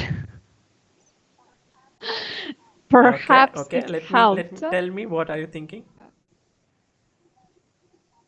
But still not till the end. I started thinking about knight f5. Keep having the ideas on this diagonal, but after g takes f5, e takes f5, knight g3. It's not working out, yeah? We gave the... Yeah, okay. It's not working, yes. And with the same idea, I came to knight d5. So this may be really spectacular, because after e takes d5, bishop d5, if the queen, the only queen move to defend the rook is queen g1, but then the problem is with knight f3 fork. So basically, e takes d5 is not possible. On the other hand, usually, such moves are not working. Because... Why? Because Usually, white Yeah. can just move the bishop, while the knight on d5 will be under the attack. Yes, bishop d2 or bishop d4, I believe, are the most logical ones. Then black doesn't know, and there is no way to proceed. And this knight d5, okay, it's very beautiful, Yeah, but you're absolutely usually, right. You're I'm not absolutely speaking right about that this. here knight d5 looks good, taking it is bad, but after bishop d2, white is just better. Yeah. I thought about like something 95, bishop d2, knight c4, some proceeding, but then white can take the knight on d4, on d5, because the knight went to c4 and it's not coming to f3 anymore. So what else? What else? Not an easy one. Not at all. Not at all. Yeah, there are some ideas with h5, like trying to eliminate some pieces. For example, after g4 takes h5. It may work, yeah, because at the very least I can take back the pawn on h5, or in the best case I can play knight f5, perhaps. Attacking the bishop, and then, yeah, and if bishop d2, then knight h4 is coming, so perhaps bishop f2 is better. But after bishop f2, then rook h5, and it looks like black is getting some initiative. They are Absolutely. placing the pieces actively, and yeah, not bad. But after h5, the problem was with g5 takes h6. And then I'm not so sure. Here there is a very important move for black. Here? Hmm. Here, oh god. Okay, rook g8, h7. So this is not a very important one. Bishop h6. Trading the bishops, we don't win so much. Moving the knight to f5 does it? Okay, knight f5, g takes f5, queen h4 idea, but bishop f2 shouldn't be enough. Queen e4, queen takes e4, bishop e4. Something very complicated. Yeah. Even Maybe just knight g3 could be okay, but knight this. g3, yes. It looks like to white's favor. Hmm. Also, knight g6 is possible, trying to bring the knight to h4 and f3. Not bad, yeah. But there's something killer, something very strong. Castle, yeah, something very strong. Do we have this knight d5 idea now? What about it? Because the difference is that if white plays bishop d2 or bishop d4 after knight d5, then there is queen h4 check. Yeah, absolutely. There are maybe some. So, for example, yeah, and if queen f2, then knight f3, and so on. But after knight d5, white can play, bishop f2, bishop h6, and this diagonal is important.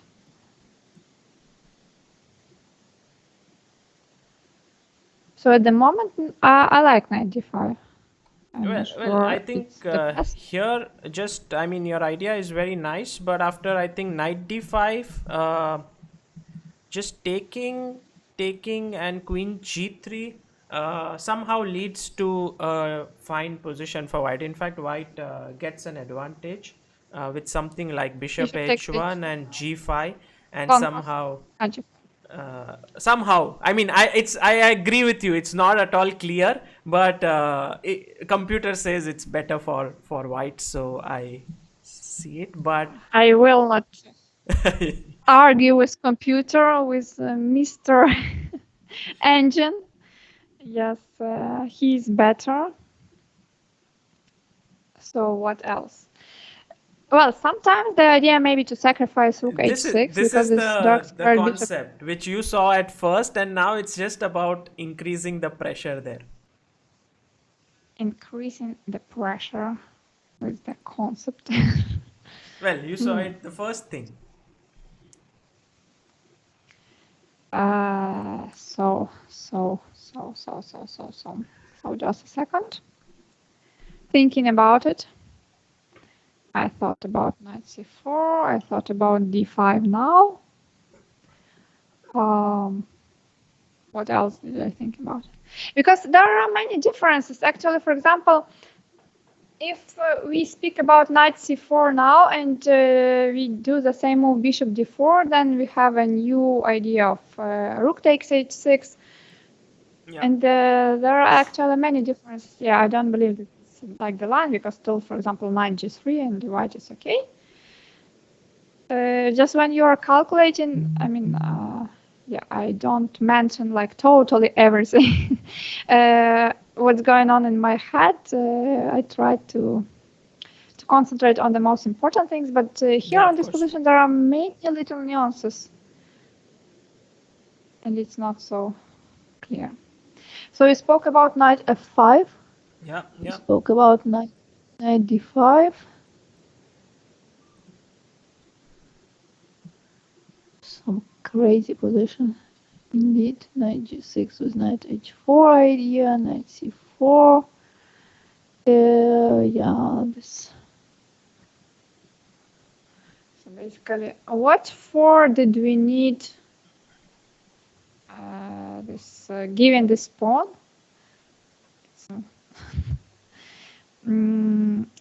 Okay, f5, but f5 is so committal. G takes f5, knight f5. Well, this is brilliant. Bishop g5, g5. Yeah, absolutely. While bishop f2, then knight h4. Yeah, f5 is the right move, and it hits the soft spot here, and somehow, as Anna rightly pointed out, it's super complicated, but it's the right idea, and black gets an advantage. In fact, in the game, Judit did play h5, which was a brilliant move, and I think the point is she did play h5. Wow. and she went on to. Oh my God.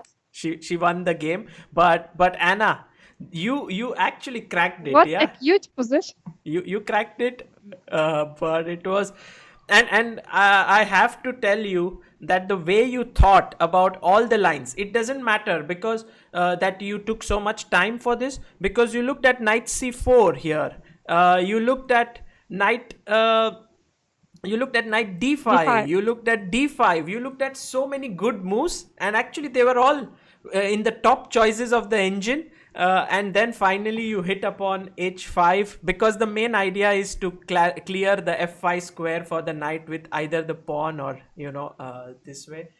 Yeah, also that f5, I mean, if you start with f5, then the pawn on g5 is taking this pawn.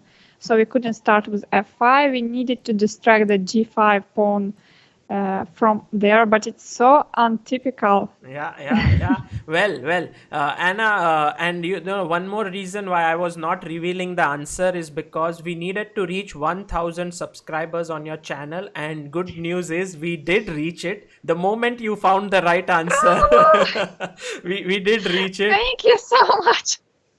That's why I was speaking so long. Yeah, now you understand. Yeah.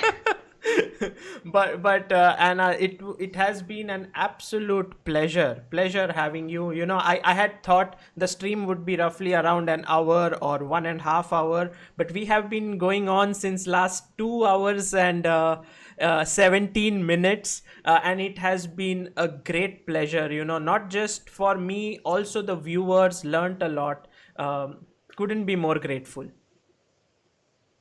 Thank you also, Sagar. You found some amazing positions, even from my game, which I didn't remember. I mean, I didn't remember about the exact move. I remembered about the game. So it was great. It was like some kind of a training with explanations, with talking to the viewers. I really liked it a lot. Yeah, yeah. Thank you so much. And just guys to see, oh, you have surpassed it. You have now 1030 subscribers. Anna, we are waiting for your first stream when you are going to start. And everyone, guys, in the chat, if you are keen on following Anna, then you should actually check out this link is also in the description. Please go to Anna Muzychuk official on Instagram and follow her. I think if she would plan, whenever she plans a YouTube stream or whenever she plans on doing anything on Twitch, she would put it on her Instagram. So follow her here, and I think it would be a very nice way to stay in touch with her. Okay. Yeah, to stay in touch with her, because I think Anna, you're very active on Instagram, right? Instagram, yes, I haven't run Instagram for 2 years or so. So yeah, on Instagram, I'm trying to update information, to post the stories, the pictures, and so on. While streaming is the new field for me. That's why I don't have so many followers and subscribers at the moment. But I'll keep on working on it. Well. So yeah. Well, Anna, you at least earned yourself another 1,000 fans today because of the way you spoke, and there are so many other stream with you in the future at some point. So we will plan that. Yeah, sure. You're free to contact me, and I will be glad to accept your invitation. Brilliant, brilliant. Okay, that was so good, Anna, and I hope to see you again. And good luck with everything. Any tournaments coming up for you? Would you be playing somewhere? I guess at the Olympiad, maybe the online FIDE online Olympiad. No, I'm not playing it. I don't know what's my next tournament, but well, these days you can understand that it's actually difficult to plan something. I don't know. I really don't know. Okay. We will stay in touch and we will stay updated as to what you are doing next. Take care. See you. Yeah. Thank you so much. All the best to all our viewers. Play chess, have fun, enjoy streams, and see you next time. Bye bye. Bye, Anna. Take care.